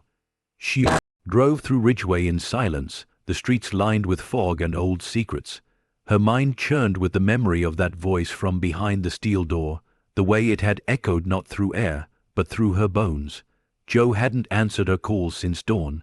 He'd gone home after sealing the building for the night, muttering something about looking into the corporate archives. But now he was just gone. Clara parked in front of the library, a building so old its bricks were the color of dried blood. She stepped inside, the warmth of the air doing nothing to thaw the fear that had taken root inside her. The librarian, a woman in her 60s with silver hair and a voice soft as paper, led her to the microfilm section. Corporate filings, town planning, it's all here, dear. Just don't be surprised if the Ridgeway archives have more holes than history. Clara smiled politely, but her hands shook as she loaded the first reel. The hum of the projector filled the silence as she scrolled through pages of old newspaper clippings, zoning permits, and business registrations. Then she found it. 1986, property transfer, Ridgeway Township Industrial Zone, buyer, Midwest Holdings, LLC. Purpose, storage and logistics hub. Estimated duration, temporary. She frowned. Storage and logistics hub. That was the same year the manifest had been dated. But the signature at the bottom froze her blood. Signed, Elena M. Pratt, CFO, Walmart Regional Division. Clara whispered the name aloud. Elena Pratt. The same woman Joe had mentioned, the one who vanished. She scrolled further, finding another headline months later. Local executive reported missing after audit discrepancy. The article was brief, clinical, empty of emotion. It said only that Elena Pratt had gone missing during a federal investigation into inventory discrepancies at several Midwest distribution centers. The case was never solved. A sick feeling bloomed in Clara's stomach. She pulled out her phone and called Joe again, straight to voicemail. Joe, it's me. I found something. Call me back. She rubbed her temples, staring at the static screen of the microfilm reader. The name Midwest Holdings appeared again, in smaller print, this time under a section listing subsidiary companies. Most were meaningless, but one stood out. Midwest Holdings Federal Custodial Contract Department of the Treasury, 1987. Her hand went cold.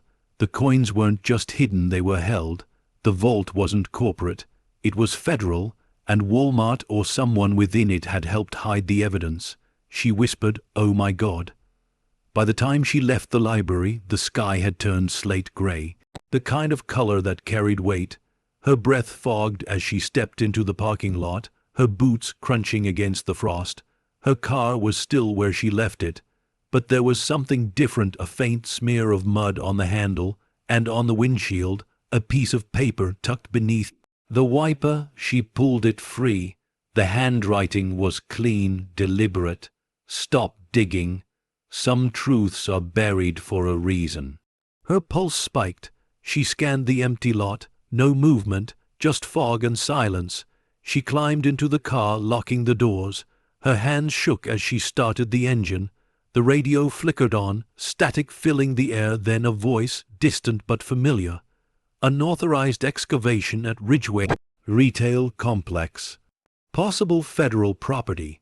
The announcer's voice was cut off by static. Then, faintly, another sound, a low hum.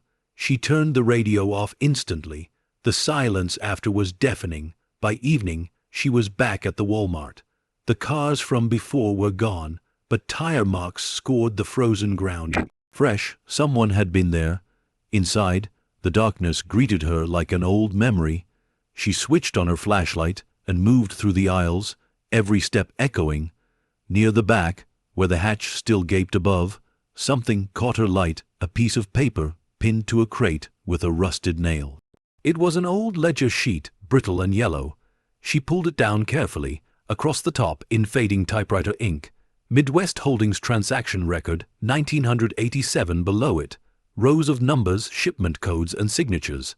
But one line stood out smudged, underlined in red ink. Shipment 24, retained pending clearance. Federal Treasury Division counseled. Clara's breath quickened. The same label Joe had read on the crate, but beside it, written in shaky handwriting, barely legible under the dust, "Funds reallocated." Pratt objected. "Pratt removed." She stared at it, the words sinking in one by one. Pratt removed. Elena Pratt hadn't disappeared. She'd been silenced. Her flashlight trembled in her hand.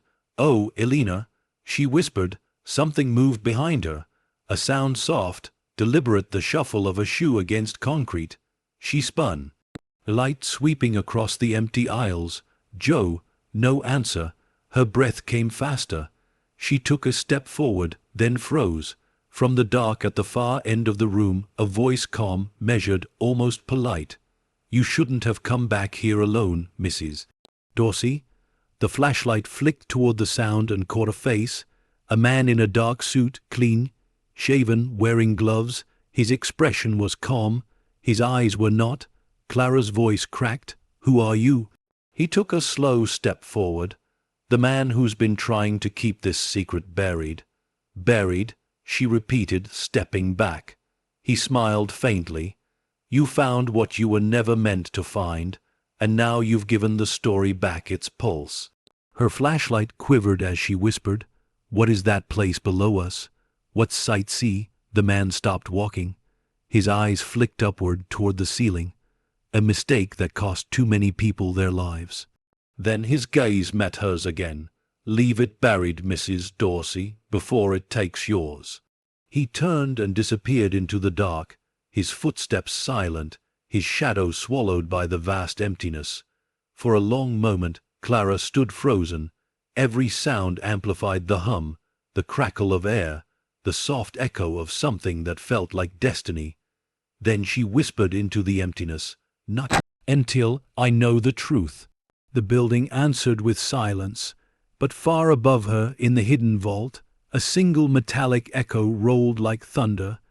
The ledger had spoken. The lies were no longer silent. The parking lot was empty when Clara finally stumbled out of the store, clutching the brittle ledger to her chest. Night air hit her lungs like ice, sharp and clean, too clean after the thick, metallic taste that still clung to her tongue inside that building. Her headlights sliced through the fog, but she didn't start the car. She sat there, frozen, replaying the man's voice in her head. "You've given the story back its pulse." Who was he? A government agent? A corporate relic from Midwest Holdings? or something worse, someone who had been there when the vault was sealed. Her eyes dropped to the ledger again. The faded ink, the jagged red underlines, the final scrawled words Pratt removed. Her stomach turned. This wasn't just about greed. It was about silencing the woman who had tried to stop it. Clara turned the pages slowly, tracing the pattern. Every shipment listed before 24A had been delivered and signed off, all routine. But 24A was the only one stamped cancelled. And beneath that, faintly, almost invisible unless the light hit it just right, a set of coordinates written in pencil. She whispered them aloud, writing them onto a scrap of paper. 41, 392, 89, 016. It wasn't an address. It was latitude and longitude. Her phone buzzed. A text from an unknown number. Stop. No explanation. Just that single word. Her hands trembled as she turned off the screen, locking the doors. The world outside the windshield seemed to darken further, the fog thickening. The shapes of the distant trees bending like shadows watching her. She started the car and drove. The coordinates led her 30 miles north, along a road so cracked and forgotten it looked more like a scar than a highway. The GPS flickered, losing signal. Fields of dead corn stretched endlessly on, both sides shivering in the wind like an audience holding its breath. Then, through the haze, she saw it, an old industrial yard fenced with barbed wire. The sign hanging from one post read, Midwest Holdings property closed since 1987. The gate hung open. Clara parked outside and stepped into the cold, the ground crunching under her boots. The air smelled of oil and rust. She followed a narrow path between the skeletal remains of warehouses until she found one still standing. Its windows were blacked out. Its door, chained shut, bore a faint stencil of a faded logo. Site C. Her heart pounded. Inside, something hummed. Faint but familiar, the same vibration she'd felt in the Walmart ceiling. She cut the chain with Joe's bolt cutters from the truck and pushed the door open. The sound grew louder instantly, echoing up through the floor. The interior was stripped bare, just concrete, old beams, and darkness. In the center stood a rusted table, covered in old papers, file boxes, and something wrapped in oilcloth. She approached slowly. The papers were dated between 1985 and 1988, audit notes, shipping receipts, interoffice memos, all stamped with the same insignia, U.S. Department of the Treasury Confidential Handling. At the bottom of one page, a handwritten note in fading ink read, E. Pratt objected to reassignment of bullion shipment. Spoke of internal fraud. Watch her. Clara's throat went dry. She tried to report them. Her light fell on the oilcloth bundle. Her hands shook as she unwrapped it. Inside was a small brown notebook. She opened the cover. On the first page, in tidy cursive, Elena M. Pratt, Personal Journal. Her pulse thudded in her ears as she began to read.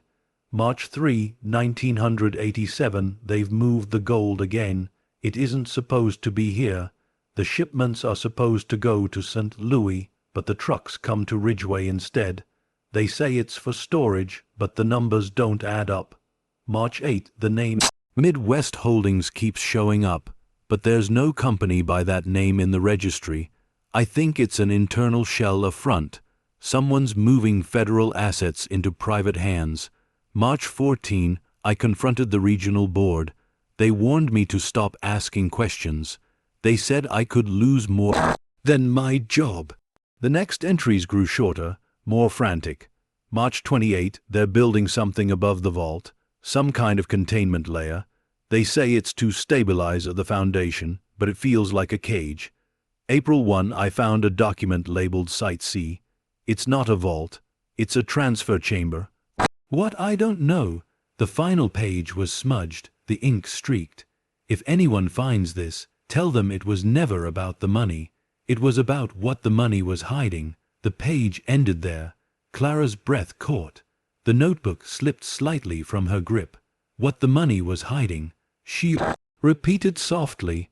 Then, from the darkness behind her, a voice. "I told you to stop digging, Mrs. Dorsey." She spun around. The man from the Walmart stood in the doorway, his dark coat blending with the shadows, his expression unreadable. Her flashlight beam shook in her hand. "She tried to expose you. Elena Pratt. You killed her, didn't you?" He didn't move. "Elena Pratt didn't die because of us. She died because she found out what Site C really was." Clara's voice trembled. "Then what is it?"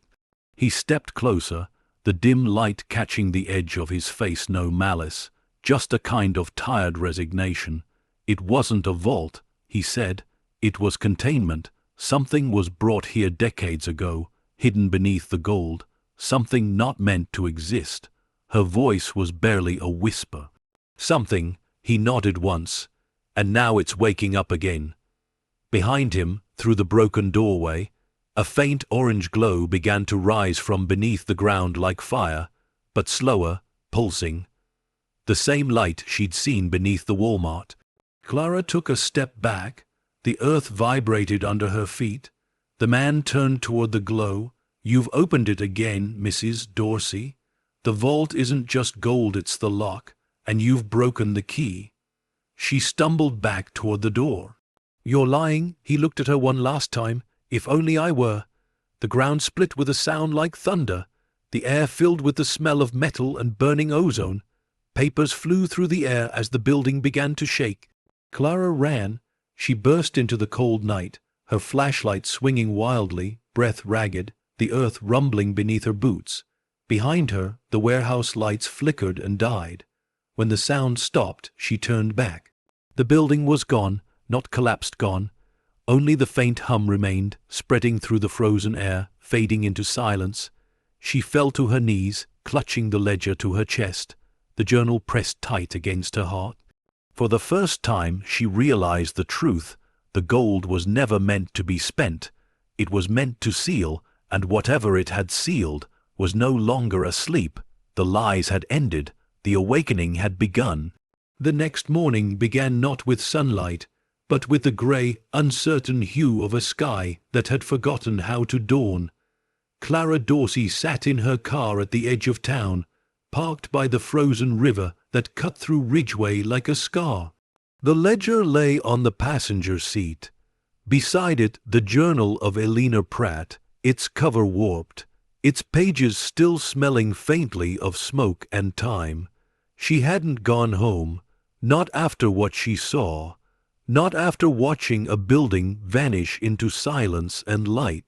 The tremors beneath the earth had stopped hours ago, but their echo lived inside her bones. Every pulse in her body still beat in time with that strange hum. She stared at her reflection in the windshield, hollow eyes, wind, burned cheeks, a face that had aged a decade in a night. Elena's words looped through her mind. It was never about the money. It was about what the money was hiding. Clara took a deep breath and flipped open the notebook again. There, tucked between two pages, was an old photograph, yellowed, edges curling. It showed two women standing in front of a Walmart construction sign, smiling. One was unmistakably Elena Pratt. The other, her younger sister, a name Clara would soon learn, Margaret. Below it, in faint handwriting, "For when the truth finally finds daylight." Clara's voice was a whisper in the still car. "Then let's find daylight, Elena." Ridgeway Memorial Records was buried at the back of town, behind the courthouse, and beside a forgotten garden where wilted flowers clung to rusted stems. Inside, the air smelled of paper, dust, and quiet grief. The clerk behind the desk looked up when Clara entered, an older woman with sharp glasses, and the weariness of someone who'd seen every secret in town pass through her filing drawers. Clara cleared her throat. "I'm looking for Margaret Pratt. She used to live here years ago." The clerk frowned, typing slowly. "You mean Elena's sister?" Clara's heart kicked. "You know her?" "Everyone did." the woman said softly. Poor thing never stopped searching after Elena disappeared. She moved out to Ashcroft about 15 years back. Old farmhouse by the quarry road. Is she still alive? The clerk hesitated. As far as I know. Why? Clara offered a small, broken smile. Because I think I finally found what she was looking for. The farmhouse sat at the edge of the woods, its roof bowed, its windows clouded. A windmill turned slowly behind it, groaning in the winter air. When Clara knocked on the door, no one answered at first. Then, after a long pause, a frail voice came from within. If you're selling salvation or politics, turn around. Clara smiled faintly. Neither, ma'am, I'm here about your sister. The door creaked open. A woman in her late 70s stood there, silver hair tied back, eyes sharp and suspicious. Elena, she said quietly, as if afraid of the name itself. Clara nodded. I think she left something behind. She stepped inside. The living room was filled with framed photographs and stacks of old documents. The air was thick with the scent of cedar and loss. Margaret moved slowly, lowering herself into a worn armchair by the fire. Clara handed her the small brown notebook. This was hers. Margaret's hands trembled as she touched it. My God, I thought this was gone forever. The police said they found nothing after she vanished. She didn't just vanish, Clara said gently. She was silenced because she tried to stop something. Margaret looked up, eyes brimming. I knew it. She wrote me letters, you know, talking about shipments, sealed vaults, strange orders from Washington. Then one day she stopped, and a man came to my door, said she'd been reassigned overseas. I knew he was lying. I could see it in his eyes. Clara felt her chest tighten. She was trying to warn you, and now, it's happening again. Margaret turned the pages slowly, her fingers tracing the faint ink. Sight C. She murmured, that cursed name. She said it wasn't just a storage project. She said it was an experiment. Clara leaned forward. Experiment? She thought they were testing something underground, something that wasn't supposed to exist. They called it Project Ledger. The room fell silent except for the crackle of the fire. Clara whispered, Ledger, like the document I found. Margaret nodded slowly. It wasn't a vault of wealth, dear. It was a vault of control. Money was just the decoy, the illusion to keep the public blind. Clara swallowed hard. Control over what? Margaret's eyes drifted to the fire. Over the people who'd do anything for gold. The words hung in the air like smoke. Elena told me. Margaret continued softly. The coins weren't just currency. They were engineered layered metals infused with trace radioactives, part of some magnetic stabilization experiment. They said it was safe, but she didn't believe them. She said they were building a field one that could be powered by greed itself. Clara's mind spun, so that's why the gold hums. It's alive because it reacts to emotion, to possession. Margaret looked up, eyes sharp. Exactly. And you, child, you touched it. Didn't you? Clara's lips parted, but no sound came. The old woman sighed, closing the journal with trembling fingers. Then you felt it already, haven't you? That hunger, that whisper in your head that tells you the coins are more than money. Clara stared into the fire. The hum she'd felt ever since it wasn't in the walls, it was inside her. Margaret spoke softly. Elena said it would awaken again if the vault was opened. The moment greed touched the air, it would start feeding. The flames crackled louder, throwing shadows across the room. Clara whispered, feeding on what? Margaret looked at her not with fear, but with sorrow. On us. The room went silent. Only the wind outside moved, brushing softly against the glass. After a long pause, Margaret reached across the table and placed her hand over Clara's. Her grip was weak but steady. She wanted someone to finish what she started, she said quietly, to put it back to sleep. Clara met her eyes. How? Margaret looked toward the window, where snow began to fall in thin, ghostly sheets. By returning every coin to where it came from, by closing the vault completely, and by never, ever letting anyone else near it again. Clara swallowed hard. That's impossible. The old woman smiled faintly. So was surviving the first time it opened. But we did.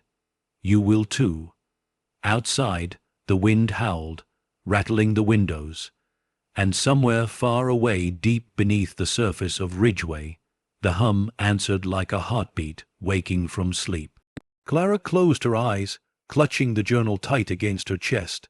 Elena Pratt had died trying to bury the truth. Now it was her turn to finish what Elena started. The vault's hunger had returned, and it had found its next keeper.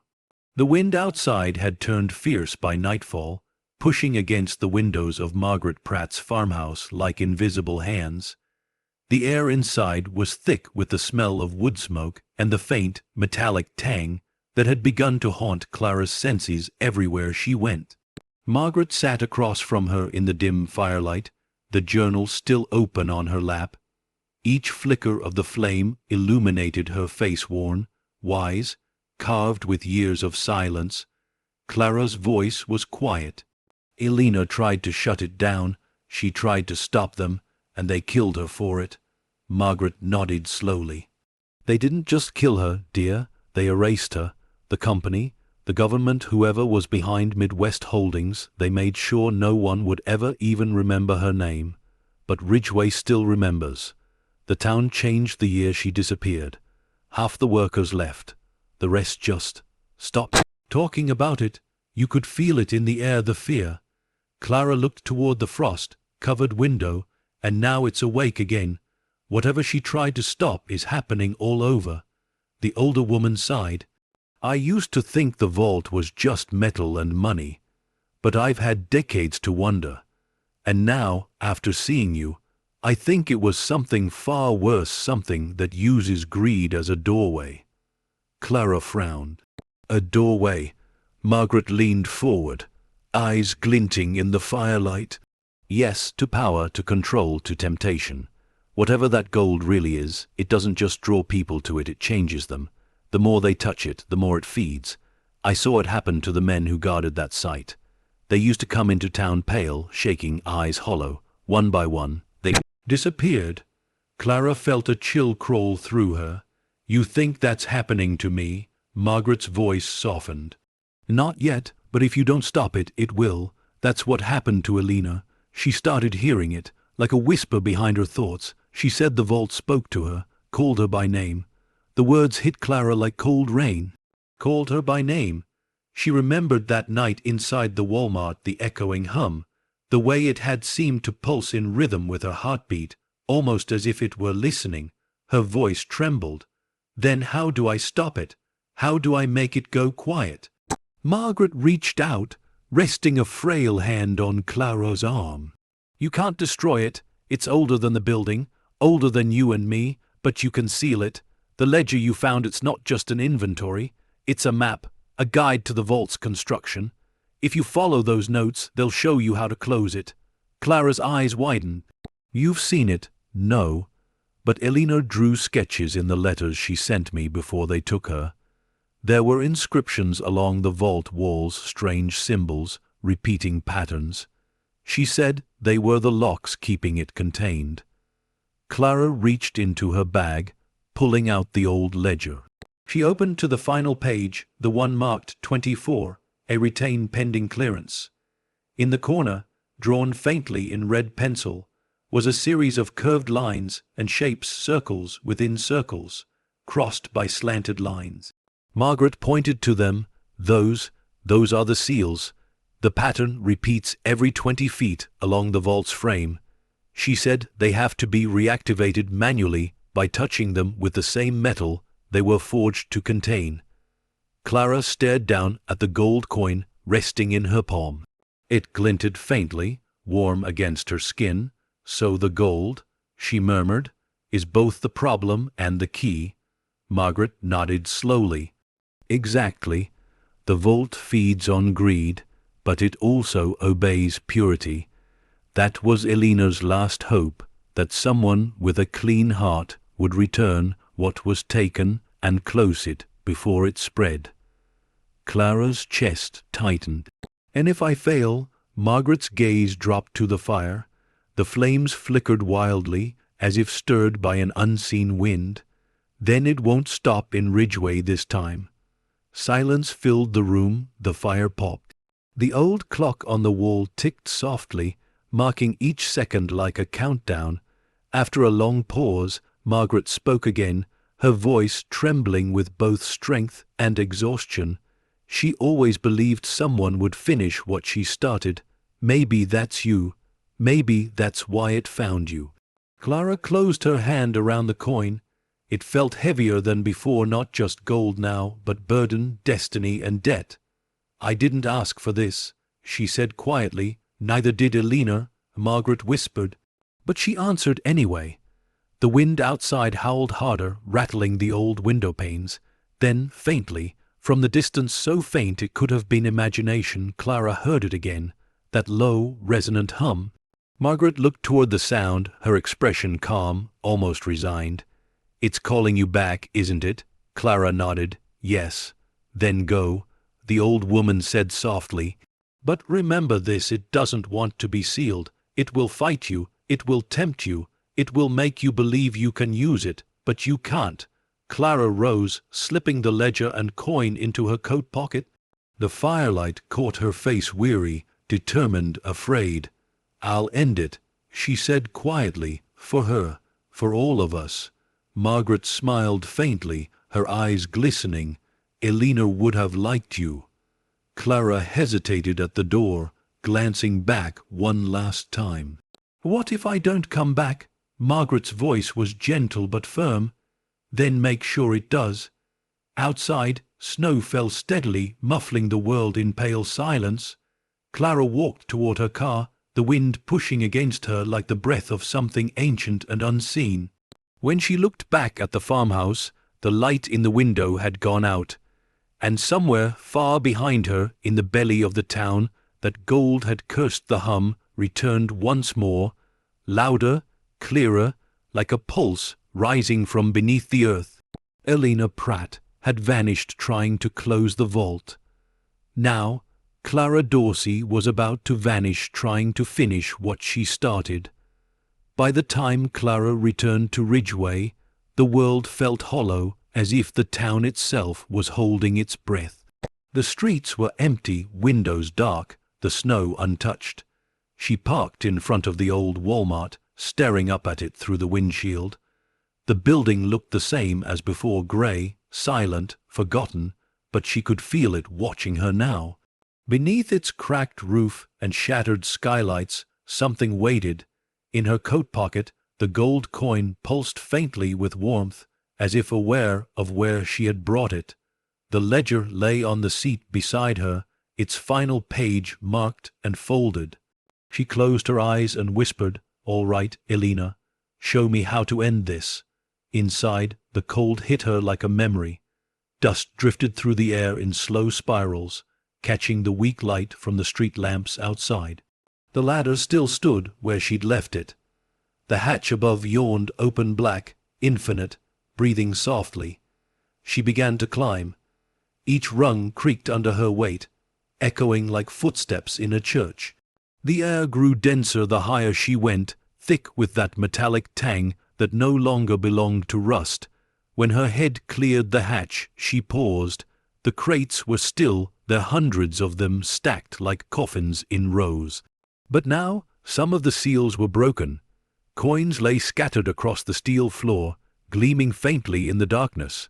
Clara's light caught something new, markings on the walls that hadn't been visible before. They shimmered under the beam, concentric circles, sigils, strange letters burned into the metal. They pulsed faintly like veins beneath skin. She opened the ledger, the sketches matched. These were the locks Elena had written about. 20 feet apart. She murmured, "Touch each one. Return what was taken." Her fingers trembled as she removed the gold coin from her pocket. It felt alive. Its surface hummed softly against her palm, vibrating like a heart that didn't belong to her. She stepped toward the first mark and pressed the coin against the wall. The reaction was immediate. A flash of white light, brief but blinding, erupted from the metal. The sigil glowed bright, then dimmed, leaving behind a faint golden ring. The hum shifted pitch, lowering, softening. It had worked. Clara exhaled shakily, one down. She moved to the next, then the next. Each time she pressed the coin to the wall, another circle dimmed. The light in the chamber faded from violent gold to pale silver, the air growing colder, quieter. By the fourth mark, her hands were shaking so hard she could barely hold the coin. Each contact drained her, the warmth from her skin bleeding away. The vault seemed to resist her now, every seal heavier, every light dimmer. When she reached the fifth, her flashlight flickered and died. The darkness closed in around her, total and alive. She froze. The hum had changed, no longer rhythmic, now uneven, erratic, almost angry. Then came a sound from behind her, a faint metallic roll. She turned slowly. One of the scattered coins was moving, spinning on its edge, fast, impossibly fast. It spun across the floor and stopped right at her feet. Then another, and another. They began to move on their own, rolling toward the walls like insects drawn to flame. The vault trembled as the coins clinked and chimed, hundreds of them shifting at once, ringing like distant bells. Clara's voice broke through the noise. "No, you're not stopping me." She forced her way through the dark, gripping the coin in her palm so tightly it cut into her skin. When she pressed it against the sixth seal, the light exploded again, brighter than before, and the air split with a deep, thunderous crack. The entire vault shook. The floor beneath her groaned, and somewhere below, she heard something heavy collapse like a door slamming shut miles underground. The hum dropped to a low, steady vibration. The lights along the walls began to fade, one by one, until only a faint golden glow remained from the coin in her palm. Her breath came in sharp gasps. She could barely stand. "That's 6, she whispered. 6 down, but there were 12, and she was running out of strength. Below, near the loading bay, a new set of headlights cut through the snow. 2 black SUV rolled into the parking lot, engines idling. Men stepped out, same kind of suits as before. The sound of radios crackled faintly. "Orders are clear." One said, "Retrieve the artifact. Contain the subject if possible." They moved in formation toward the building, flashlights slicing through the dark. Inside the vault, Clara could hear them, the distant echoes of boots on concrete. Her pulse raced. She pressed her back to the cold steel wall, the coin still glowing faintly in her hand. They were coming. She glanced up toward the last row of symbols. She could reach them if she climbed the beams, if she had time. But every second she waited, the hum grew louder, the walls pulsing with faint light, as if the vault itself was deciding whether to obey her or devour her. The radio voices below grew louder. "Subject likely armed. Proceed with caution." Clara whispered to herself, "You're not taking this." She gritted her teeth, grabbed the ladder, and started to climb higher into the rafters. Her flashlight swung from her belt, casting wild streaks of light across the ceiling. The air shimmered with heat now, alive with static and gold dust. When she reached the 7th seal, her arms were numb. Her fingers burned from holding the coin, but she pressed it against the wall anyway. The mark glowed once, then twice, then shattered like glass. The light burst outward, rippling across the vault like a wave. For a moment, everything was silent. Then the hum returned louder than ever. It wasn't a vibration anymore. It was a voice, not human, not words, just a sound that carried meaning straight into her chest. It said one thing, not in language, but in certainty: stop. Her eyes filled with tears, her body shook, but she didn't stop. "I'm not doing this for me," she whispered. "I'm doing it for him." The memory of Evan's face, bright, innocent, unaware, flashed through her mind.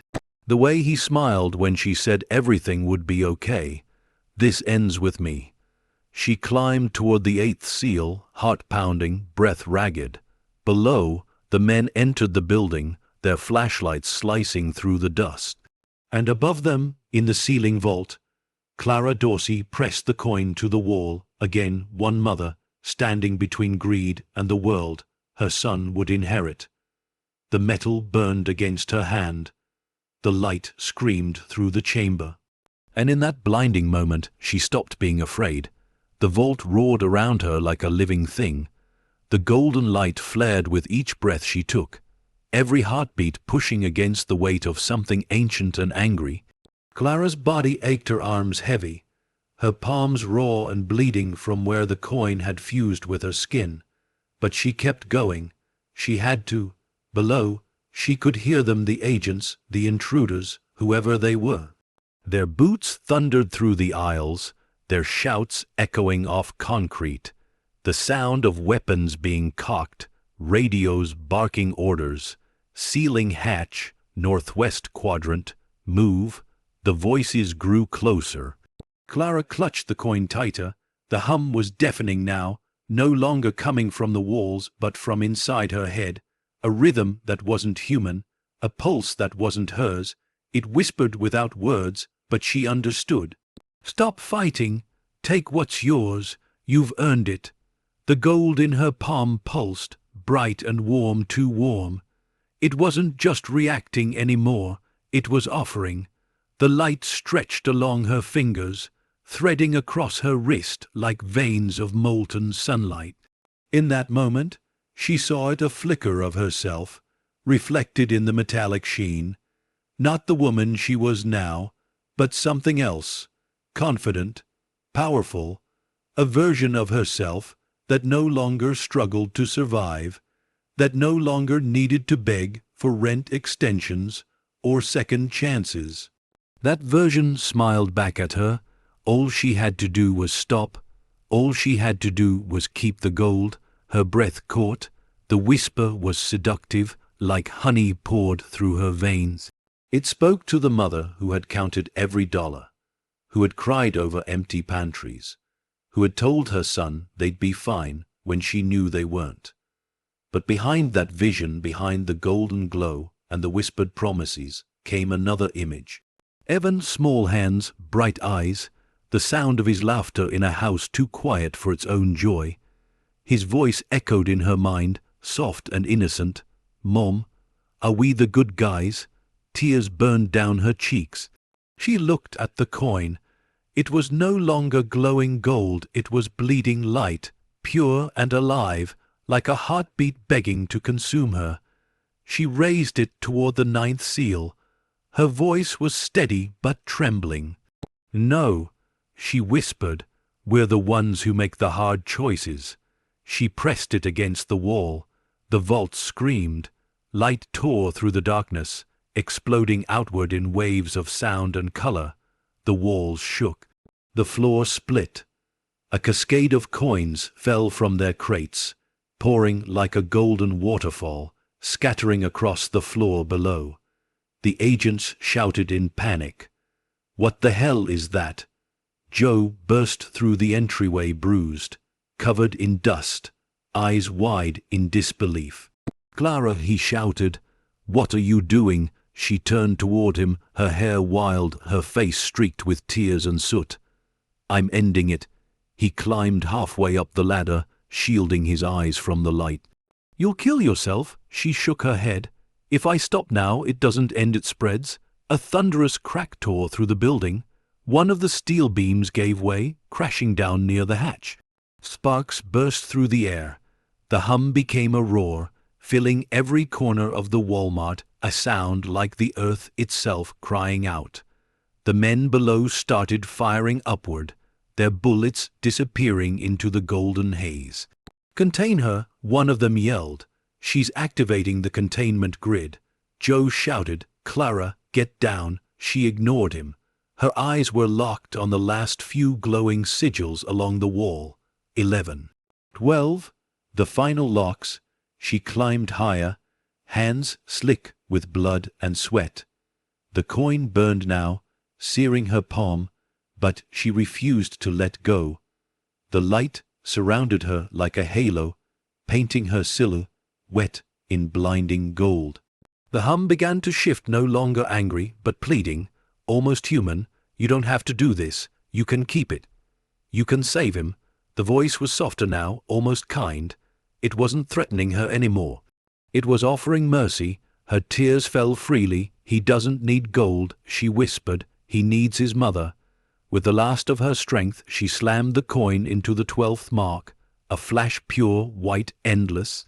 The sound vanished, the light swallowed everything. For a moment there was nothing, no time, no air, no sound, only stillness. Then came a slow exhale, like the breath of a sleeping giant. The vault began to dim, one sigil at a time, fading into darkness. The hum receded, the warmth faded from her hand. The coin, once alive with power, cooled against her palm, dull and silent. It was over. Clara collapsed against the beam, her vision swimming. The air smelled like rain after fire, clean, new. She looked down at Joe through the haze. He was standing at the base of the ladder, tears in his eyes. You did it, he whispered. She smiled faintly, her voice barely a breath. Tell Evan. Tell him I kept my promise. Her fingers loosened. The coin fell, clinking softly against the steel below. Then the light above flickered once more, gentle this time, almost like a sigh, and went out. The agents lowered their weapons, shielding their eyes as the glow faded completely. Dust settled over the shattered aisles.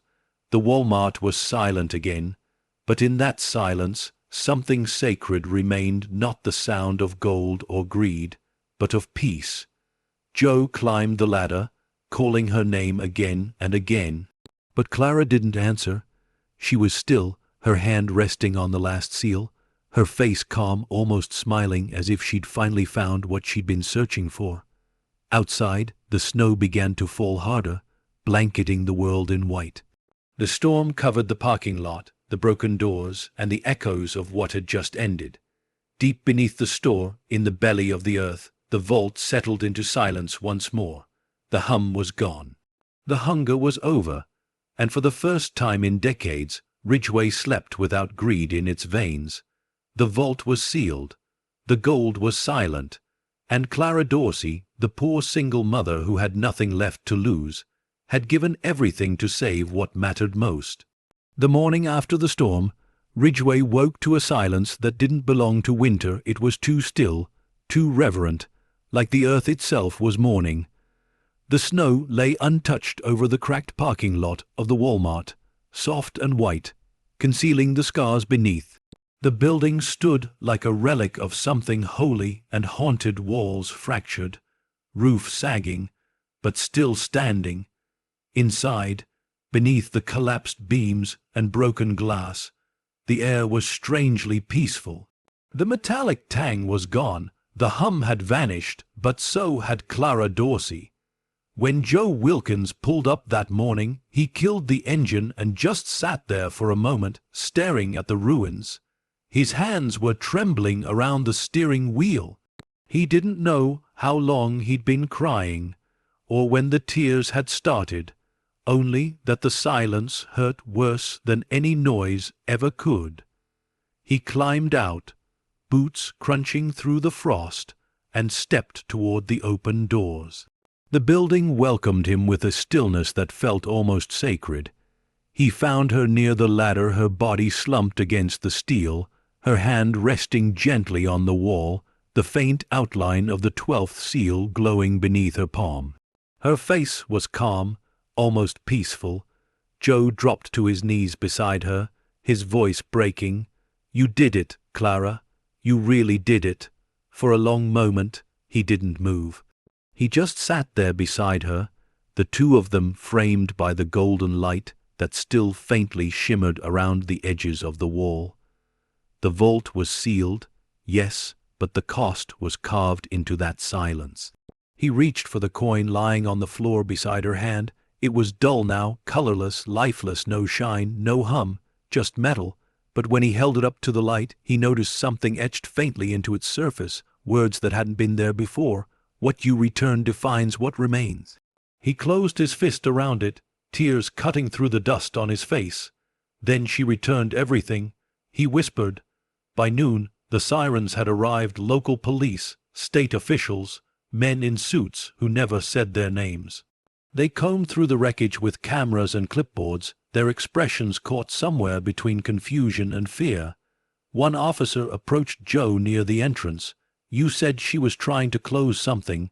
Joe nodded weakly. "You wouldn't believe me if I told you. Try us," the man said. Joe looked around the store, the collapsed ceiling, the crates crushed under debris, the faint gold dust glimmering like sunlight trapped in air. He exhaled slowly. It wasn't gold, not really. It was something pretending to be gold, something alive, and she stopped it. The man frowned, jotting notes. Stopped what exactly? Joe met his eyes. Whatever it was that made people forget what mattered. The officer exchanged a look with one of the suits nearby. They didn't write that part down. By evening, the building was sealed off, wrapped in yellow tape and official warnings. Reporters arrived, cameras flashing, eager to turn mystery into headlines. Abandoned Walmart collapse, local woman found dead. Vault of mystery, town shaken by hidden fortune. They didn't know her story. Not really, none of them could, but Joe did, and he made sure the world would hear it. That night, standing in front of the barricaded entrance, he spoke to every camera, every microphone shoved toward him. His voice was raw, steady, breaking with every word.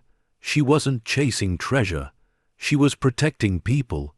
You think this was about gold. It wasn't. It was about greed, about how easily we trade our souls for what glitters. The reporters shifted uneasily. He didn't stop. She was a single mother who lost everything, and when she found something worth more than all the money in the world, she gave it back, every piece of it, because she knew the truth that some things aren't meant to belong to anyone. His words carried across the empty lot, echoing against the snow, against the broken walls that had once been a vault of hunger and lies. She died saving this town, Joe said quietly, and maybe saving the rest of us too. He placed the dull gold coin on the hood of his truck and left it there, a symbol, not of wealth, but of what it cost to remember what mattered. The wind picked up, scattering snow across the lot, covering the coin until it vanished beneath the white. That night, Ridgway slept. For the first time in decades, it was quiet. The hum beneath the earth was gone. The vault was closed. But far below the snow and silence, deep within the buried chamber where the gold once pulsed with life, a faint echo stirred, not a hum, not a heartbeat, just the sound of a sigh. And in that sound, like a whisper carried through stone, came the faintest trace of a voice, calm, certain, eternal. Some treasures aren't meant to be kept, only guarded. The silence returned, heavy and peaceful. The vault had closed, but its guardian would never be forgotten. Snow fell for 3 straight days after the collapse. It blanketed Ridgway in silence so deep it felt like the world had been washed clean. The Walmart that once forgotten giant stood behind barricades, its roof half caved, its windows frosted from the inside. To most, it was just a ruin now, but to those who'd seen what happened, it was something sacred, a grave, a warning, and a monument to a single mother who gave everything. Joe Wilkins returned on the 3rd morning, alone. He parked by the police tape, the bitter wind clawing at his coat. He didn't bring cameras this time. No press, no witnesses, just him, the empty lot, and the memory of her voice echoing through the walls. He walked through the snow until he reached the spot where the ladder once stood. The floor there was fractured, dusted with frost. He knelt down and brushed the snow aside until he found it, the faint outline of the 12th seal, barely visible beneath a thin layer of ice. It still glowed faintly, not gold anymore, silver, soft like the reflection of a quiet dawn. Joe smiled faintly, his breath a ghost in the cold air. "You did it, Clara," he whispered. "You really did." That evening the news spread across the country. A single mother in a dying town. A forgotten store hiding a secret vault. A story that sounded too strange to be true. But the part that captured hearts wasn't the gold or the mystery. It was her choice. Her sacrifice. Talk shows debated it. Social feeds shared it. People called her the guardian of Ridgeway. And though the details were twisted and diluted by rumor, the truth, the real truth, lived in the hearts of those who had known her. Joe watched it all unfold from his small kitchen table, his coffee growing cold as the television droned in the background. He didn't care about the headlines. He cared about one thing, that Evan Dorsey, Clara's son, would know who his mother really was. He opened the small box on the table, the one the coroner had returned to him, and lifted the dull gold coin from inside. It felt lighter now, almost empty, but when he turned it over, the faint engraving on the back caught the light again. "What you return defines what remains." He smiled softly. "She defined everything," he murmured. Weeks later a memorial was held. The snow had begun to melt, and the town gathered under grey skies outside the Fen Stoff Walmart lot. They erected a small plaque near the main entrance, simple, unpolished, but etched with care, in memory of Clara Dorsey, mother, dreamer, guardian. She found what was lost and gave it back to the world. Evan stood beside Joe, holding his hand tightly. The boy was quiet, his eyes red from tears but filled with something stronger, pride. The mayor spoke softly into the microphone. "She reminded us that courage doesn't always roar. Sometimes it's a whisper in the dark that says, 'Do the right thing, even when no one's watching.'" The crowd bowed their heads. Snow began to fall again, gentle, soundless, as if the sky itself was blessing her name. Joe crouched beside Evan and handed him the coin. "She wanted you to have this," he said. The boy turned it over in his small hands, tracing the faded engraving. "It's not shiny anymore," he said. Joe smiled faintly. "No, because it's finished doing what it was made to do." Evan looked up at him. "Will it ever wake up again?" Joe paused, his gaze drifting to the building beyond the fence. The snow had almost covered it now, softening its edges, turning it from ruin to memory. He shook his head. "Not if we remember why she did what she did." The boy slipped the coin into his pocket. The wind picked up, scattering snowflakes through the air like tiny fragments of gold. That night, Ridgeway glowed softly under the winter sky. The old Walmart, once a tomb for greed, now a monument to redemption, stood quiet. But if you listened closely, you could almost hear her voice in the wind, carried through the empty aisles that once echoed with her footsteps. Some treasures aren't meant to be kept, only guarded. The world moved on as it always does. The headlines faded, the cameras left. But her story, her choice, took root in the hearts of those who heard it. And in the spring, when the first flowers broke through the soil outside the boarded entrance, their petals shimmered faintly, not gold, not silver, but something between, the color of sacrifice, the color of peace. Years later, people would tell the story like a legend, about the single mother who bought an abandoned Walmart and found a fortune sealed in its ceiling, a fortune that wasn't meant to be found. They'd say she opened a vault and freed something old, something dangerous. But those who truly understood, those who remembered Clara Dorsey, knew it wasn't the vault she opened. It was humanity's heart. She reminded the world what wealth really means, not the gold we hoard, but the love we leave behind. And in that quiet town, long after the world had forgotten its name, the wind still carried a whisper across the snow. She closed the vault so the rest of us could open our souls. The camera would fade to black, and the silence that followed would be worth more than all the gold ever buried beneath the earth. Time has a strange way of softening the edges of tragedy. Months passed since the night the vault went silent, and Ridgeway slowly learned to breathe again. The snow melted, spring came, and with it something the town hadn't felt in years: life. The Walmart remained sealed, its entrances welded shut by order of the state, but the people no longer spoke of it with fear. They spoke of it with reverence. The headlines had faded, the world had moved on, but in Ridgeway, her name still carried the weight of something sacred. Clara Dorsey. Joe Wilkins spent those months rebuilding what he could not: the building, but the people. He organized the townsfolk, cleaned up the abandoned lots, started repairing the streetlights that hadn't worked since the store closed. They called it Project Clara. And for the first time in decades, the town didn't feel like a forgotten corner of America anymore. It felt like home. Evan Dorsey grew quieter after his mother's death. He didn't talk much to reporters, didn't cry in front of cameras. Instead, he spent his evenings at the edge of the lot, sitting on the hood of Joe's truck, staring at the rusted sign half hidden by vines.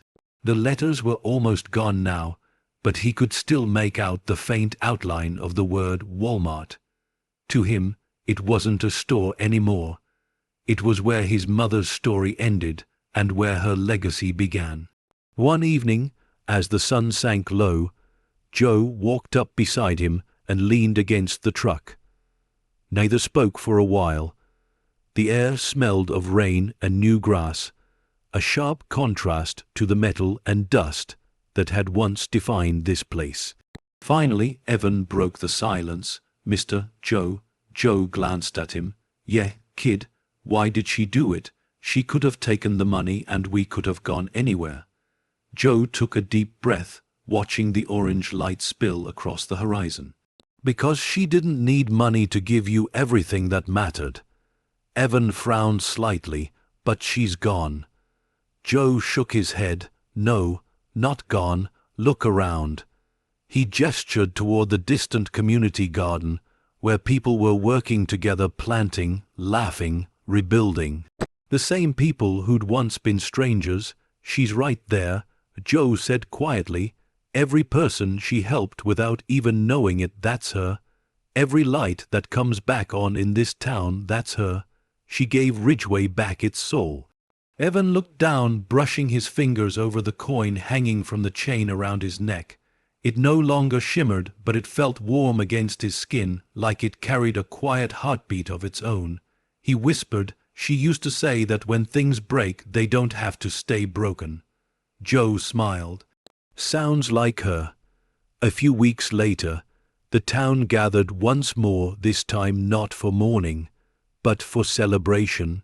The sign above the community center gleamed in the afternoon sun, freshly painted white with black letters that read, "The Alina Pratt Community Center, founded in memory of Clara Dorsey." Inside, the walls were lined with framed photos, Clara's smile beside Evan, the old Walmart before and after the restoration, newspaper clippings, and handwritten notes from people whose lives she'd touched. The building stood exactly where the old Walmart had once stood.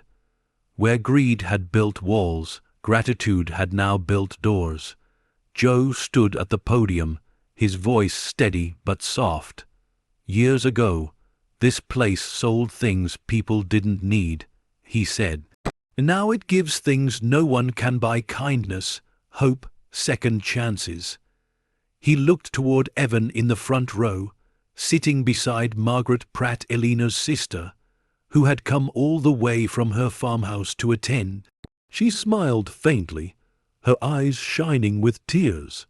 Joe continued, "Two women, Elena and Clara, tried to do the same thing in different times. Protect people from something that could destroy them. One vanished before she could finish the job. The other gave everything to make sure it stayed finished. So this building stands for both of them." Applause rippled softly through the crowd. It wasn't loud. It didn't need to be. It carried sincerity instead of noise. Evan stood and walked to the stage. The microphone squeaked softly as he adjusted it. He looked out at the crowd, the people his mother had unknowingly saved, and took a shaky breath. "My mom didn't have much," he said. She worked a lot. She was tired a lot. But she always said if you do something good when nobody's watching, that's when it really counts. He paused, his voice trembling. So if you ever come here and feel like giving up, just remember, this place was built by someone who didn't. The crowd rose in silence, no one clapped, they didn't have to. The moment itself was enough. Later that night, long after the last guests had left and the lights inside the center dimmed, Evan stood alone outside the building. The wind was soft, carrying the faint smell of soil and spring rain. He pulled the coin from around his neck and held it in his hand. The moonlight brushed across its surface, dull, but still beautiful. He whispered, "Good night, Mom." And when the wind swept gently through the open field behind the center, he could have sworn he heard a voice again, soft, calm, loving. "Good night, my boy, keep the light alive." Evan smiled. He slipped the coin back beneath his shirt and walked home beneath a sky full of quiet stars. The town lights glowed softly behind him, like distant lanterns, a living reminder of the woman who turned an abandoned Walmart into a story that would never fade. In the end, she left no fortune, only faith. No empire, only light, and that light still burned quietly in every heart that remembered her name. Clara Dorsey, the mother who sealed a vault and opened the world. Dusk settled over Ridgeway like a lullaby. The air was golden, the kind of light that makes even broken places look whole again.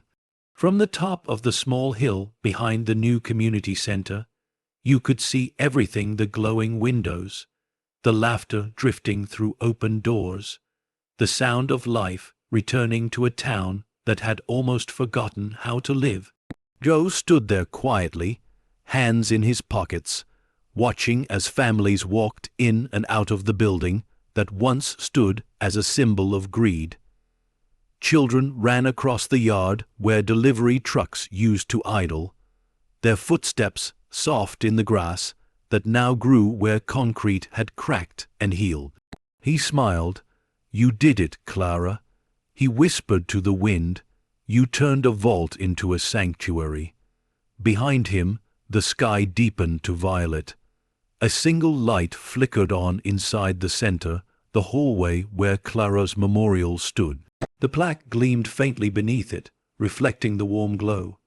He could almost imagine her standing there, arms crossed, that tired but proud smile on her face. "Guess we finally fixed it," he said softly.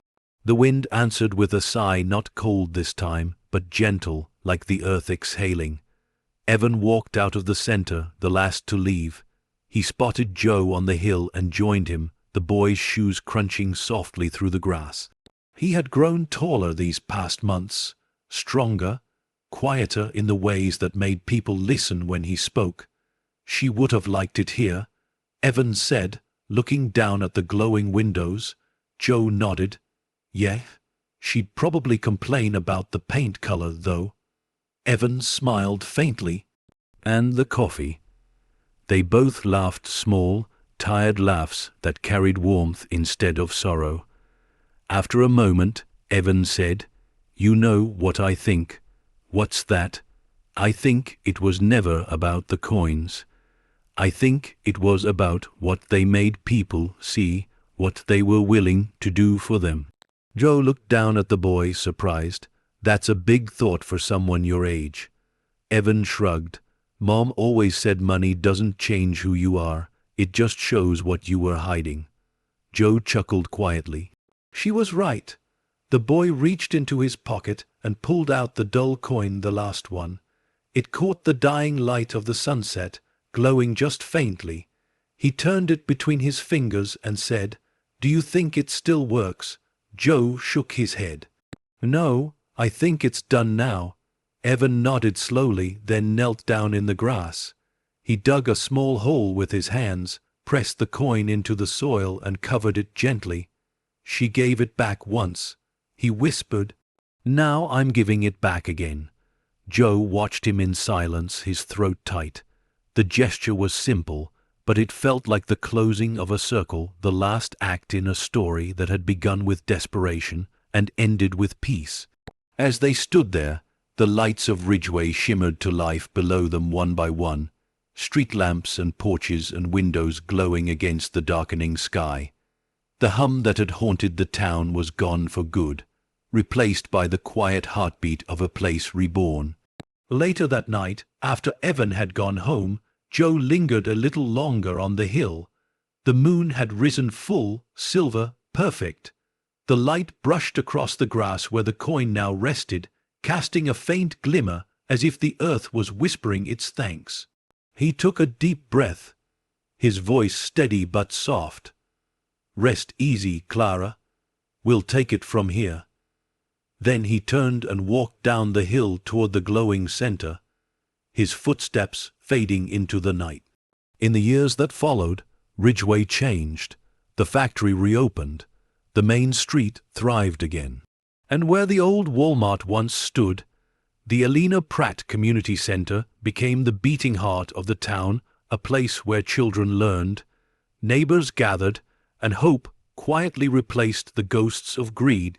But every so often, especially on quiet nights when the wind rolled across the fields, people swore they could hear something beneath the ground, not the old hum of hunger, but a softer sound. A voice, faint as breath, carried through the soil. It never frightened them. It sounded like peace. It sounded like her. And though no one could ever prove it, every soul in Ridgeway knew one thing: the vault never truly closed. It simply changed its purpose. It no longer held gold. It held memory, the memory of a woman who gave up everything so others could remember what truly matters. Years later, when Evan Dorsey grew into a man, he stood once more before that same field, the grass grown tall, the air heavy with summer warmth. Children played in the yard where the coin had been buried long ago. He smiled, closing his eyes as the wind brushed against his face. He could still hear her faint but clear, like sunlight breaking through clouds. "You did good, kid." His eyes filled, but his smile held steady. "Thanks, Mom." He looked up toward the horizon, where the last light of the day spilled across Ridgeway gold, bright and endless. And for the first time that gold didn't feel heavy. It felt like home. The vault was sealed, the town was free, and her legacy lived in the quiet spaces between heartbeats where courage whispers and love outlasts everything else. The end. Years later, Ridgeway became a story people told around kitchen tables and campfires, the kind of story that lived halfway between myth and memory. The town that once starved under the weight of forgotten dreams had become something else entirely. Not a landmark, not a miracle, but a lesson. The Elena Pratt Community Center stood strong where the old Walmart had once decayed. Vines curled around its brick walls now, wildflowers bloomed along the walkway, and laughter replaced the echoes of fear that once haunted that space. The hum was gone, but on some quiet evenings when the light fell just right, people swore they could feel a pulse in the air, not of danger, but of remembrance. And in that quiet pulse, they said, Clara Dorsey still lingered. It was the first day of summer when the town gathered again, not for mourning this time, but for gratitude. Inside the community hall, children painted murals of Ridgeway's history, the fields, the factory, the families, and in the center of it all, a woman in a denim jacket standing beneath a fractured Walmart sign that now glowed like a halo. Beneath the mural, in careful letters, the children wrote, "She found gold. She gave us light." Joe Wilkins stood off to the side, older now, his hair grayer, his eyes softer. Time had been kind to him in the way it sometimes is to those who have already lived through their storms. Beside him stood Evan Dorsey, no longer a boy, but a man, taller, quieter, the same steady look in his eyes that his mother once carried. The two of them watched the children paint, saying nothing for a while. The air smelled faintly of paint and summer dust. She'd be proud. Joe said finally, his voice low. Evan smiled. She'd tell us to stop standing around and grab a brush. Joe laughed. Yeah, she would.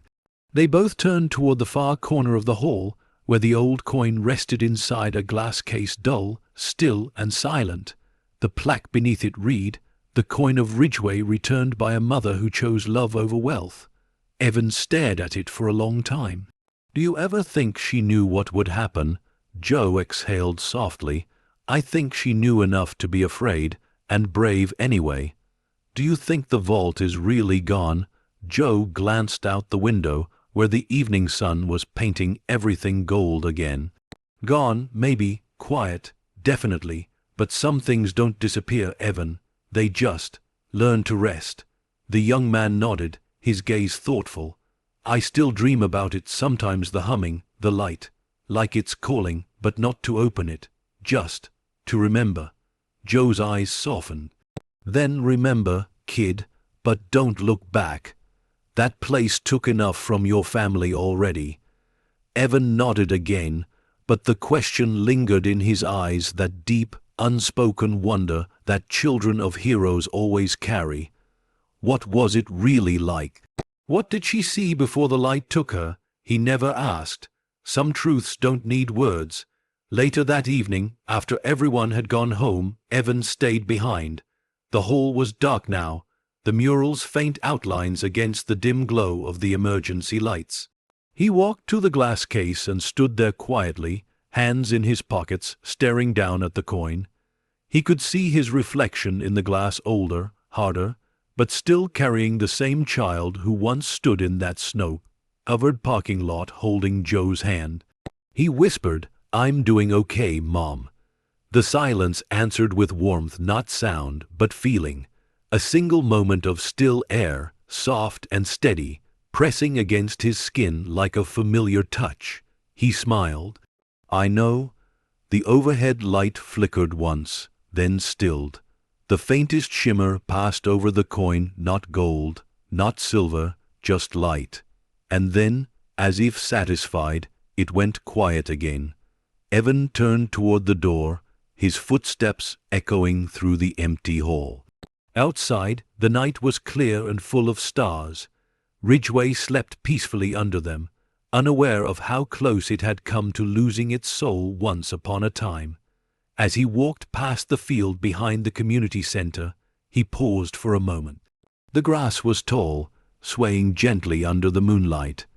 This was where his mother had once stood, where she made the choice that saved them all. He knelt, brushing his fingers through the blades of grass until they touched something cool and smooth, buried beneath the soil, a hint of metal, a whisper of history. He smiled faintly and left it there. "Sleep, Mom," he murmured. "You've done enough." The wind stirred, soft and steady, carrying that same familiar scent, metal, earth, and memory. As he stood, the town's lights shimmered in the distance like constellations drawn across the ground. For the first time, Ridgway didn't look forgotten. It looked eternal. And in that quiet, golden peace, Clara Dorsey's story didn't feel like an ending anymore. It felt like the beginning of something that would never die, the kind of truth that outlives time itself. Some vaults hold treasure, others hold lessons, but the greatest ones hold love buried deep, waiting for the right heart to find it and set it free again. The vault was sealed forever, but her light would never stop shining. The years stretched softly over Ridgway, smoothing out its scars like a mother's hand over a child's worry. The story of Clara Dorsey became folklore, not the kind whispered in fear, but the kind spoken in reverence, in gratitude. People didn't talk about her as the woman who found treasure anymore. They spoke of her as the woman who reminded the world what treasure truly meant. Every spring, when the first flowers bloomed near the old field behind the community center, the townspeople held a small gathering. There were no speeches, no cameras, just candles placed in a circle and names spoken softly into the wind, names of those who gave without taking, who loved without needing to own.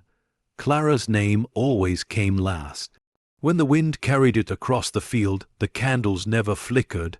They said that was her way of saying thank you. One evening, long after the sun had slipped behind the horizon, Evan Dorsey returned to the town he'd once called small, once called forgotten. He had traveled, studied, built a life beyond Ridgeway, but no matter where he went, the echo of that hum, soft, distant, not haunting but guiding, stayed with him. Now, as he stood before the Elena Pratt Community Center, older and stronger, that sound was gone at last. Replaced by peace, he walked through the double doors and down the quiet hallway to the small memorial room at the back. The lights were dim, but he didn't need them. He knew every inch of that space by heart, the photos, the mural, the glass case. He stopped in front of the coin again. It hadn't changed, still dull, still silent, but somehow it felt different now, less like metal, more like memory. He whispered, "It's been 20 years, Mom." The air was still. Then a faint, familiar warmth brushed across his face, like sunlight finding its way through a cloud. He smiled. "Yeah, I miss you too." He placed his hand against the glass, and for a heartbeat, the reflection in front of him wasn't his own, it was hers. Faint, ghostly, but unmistakable, the same tired smile, the same soft strength in her eyes. She didn't speak. She didn't need to. He nodded slowly. "I know. I'm still keeping the light alive." The reflection faded, replaced by his own. But the warmth stayed lingering long enough to make him believe that some loves never fade. They just find quieter ways to stay. Outside, the town glowed softly in the twilight. Street lamps hummed with life, the same hum that once threatened to consume everything now echoing gently through Ridgeway's heart, not hunger anymore, but harmony. Children played near the garden. The laughter carried far, rising into the air like music. The field behind the center shimmered faintly under the moon, where the soil had been disturbed decades ago. If you stood there long enough, you could almost feel a heartbeat underfoot, faint, steady, protective. The vault had never been destroyed.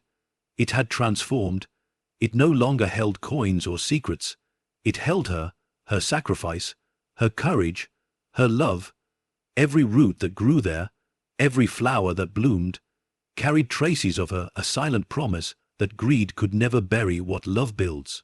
Later that night, Evan sat beneath the stars, alone at the edge of the field. The coin hung from his neck once more, the one he'd buried years ago, unearthed not for power, but for memory. It no longer glowed, but it no longer needed to. He tilted his head back, watching the constellations wheel across the sky. The world had grown louder, faster, greedier again, but here, in Ridgeway, the quiet, still one. He whispered into the wind, "You were right, Mom. Some vaults aren't built to keep things in. They're built to keep the world safe from what it forgets." The wind stirred gently in reply, brushing through the grass. And in that sound, faint but sure, was her voice, the same calm tone that had guided him through every storm of his life. "Then keep remembering." Evan smiled, tears glistening in his eyes always. He stood, brushing the grass from his hands, and walked toward the lights of the town, the place his mother had saved with her heart, her courage, and her final breath. Behind him, the field glowed faintly for a moment, not gold, not silver, but something deeper. The color of peace, the color of legacy, and then, like all good endings, it faded into stillness. Some stories end in silence, others echo forever. Ridgeway would always remember the mother who found fortune in an abandoned store and chose love instead. Her light lived in the wind, the walls, the whispers of every generation that followed. Clara Dorsey, the woman who sealed the vault and freed the world from its hunger. The camera would pull back, the town glowing like a constellation in the dark, and her voice would linger one last time, soft as memory, strong as truth. The richest vaults are never filled with gold, they're filled with the choices we make when no one's watching. Fade to black. The end.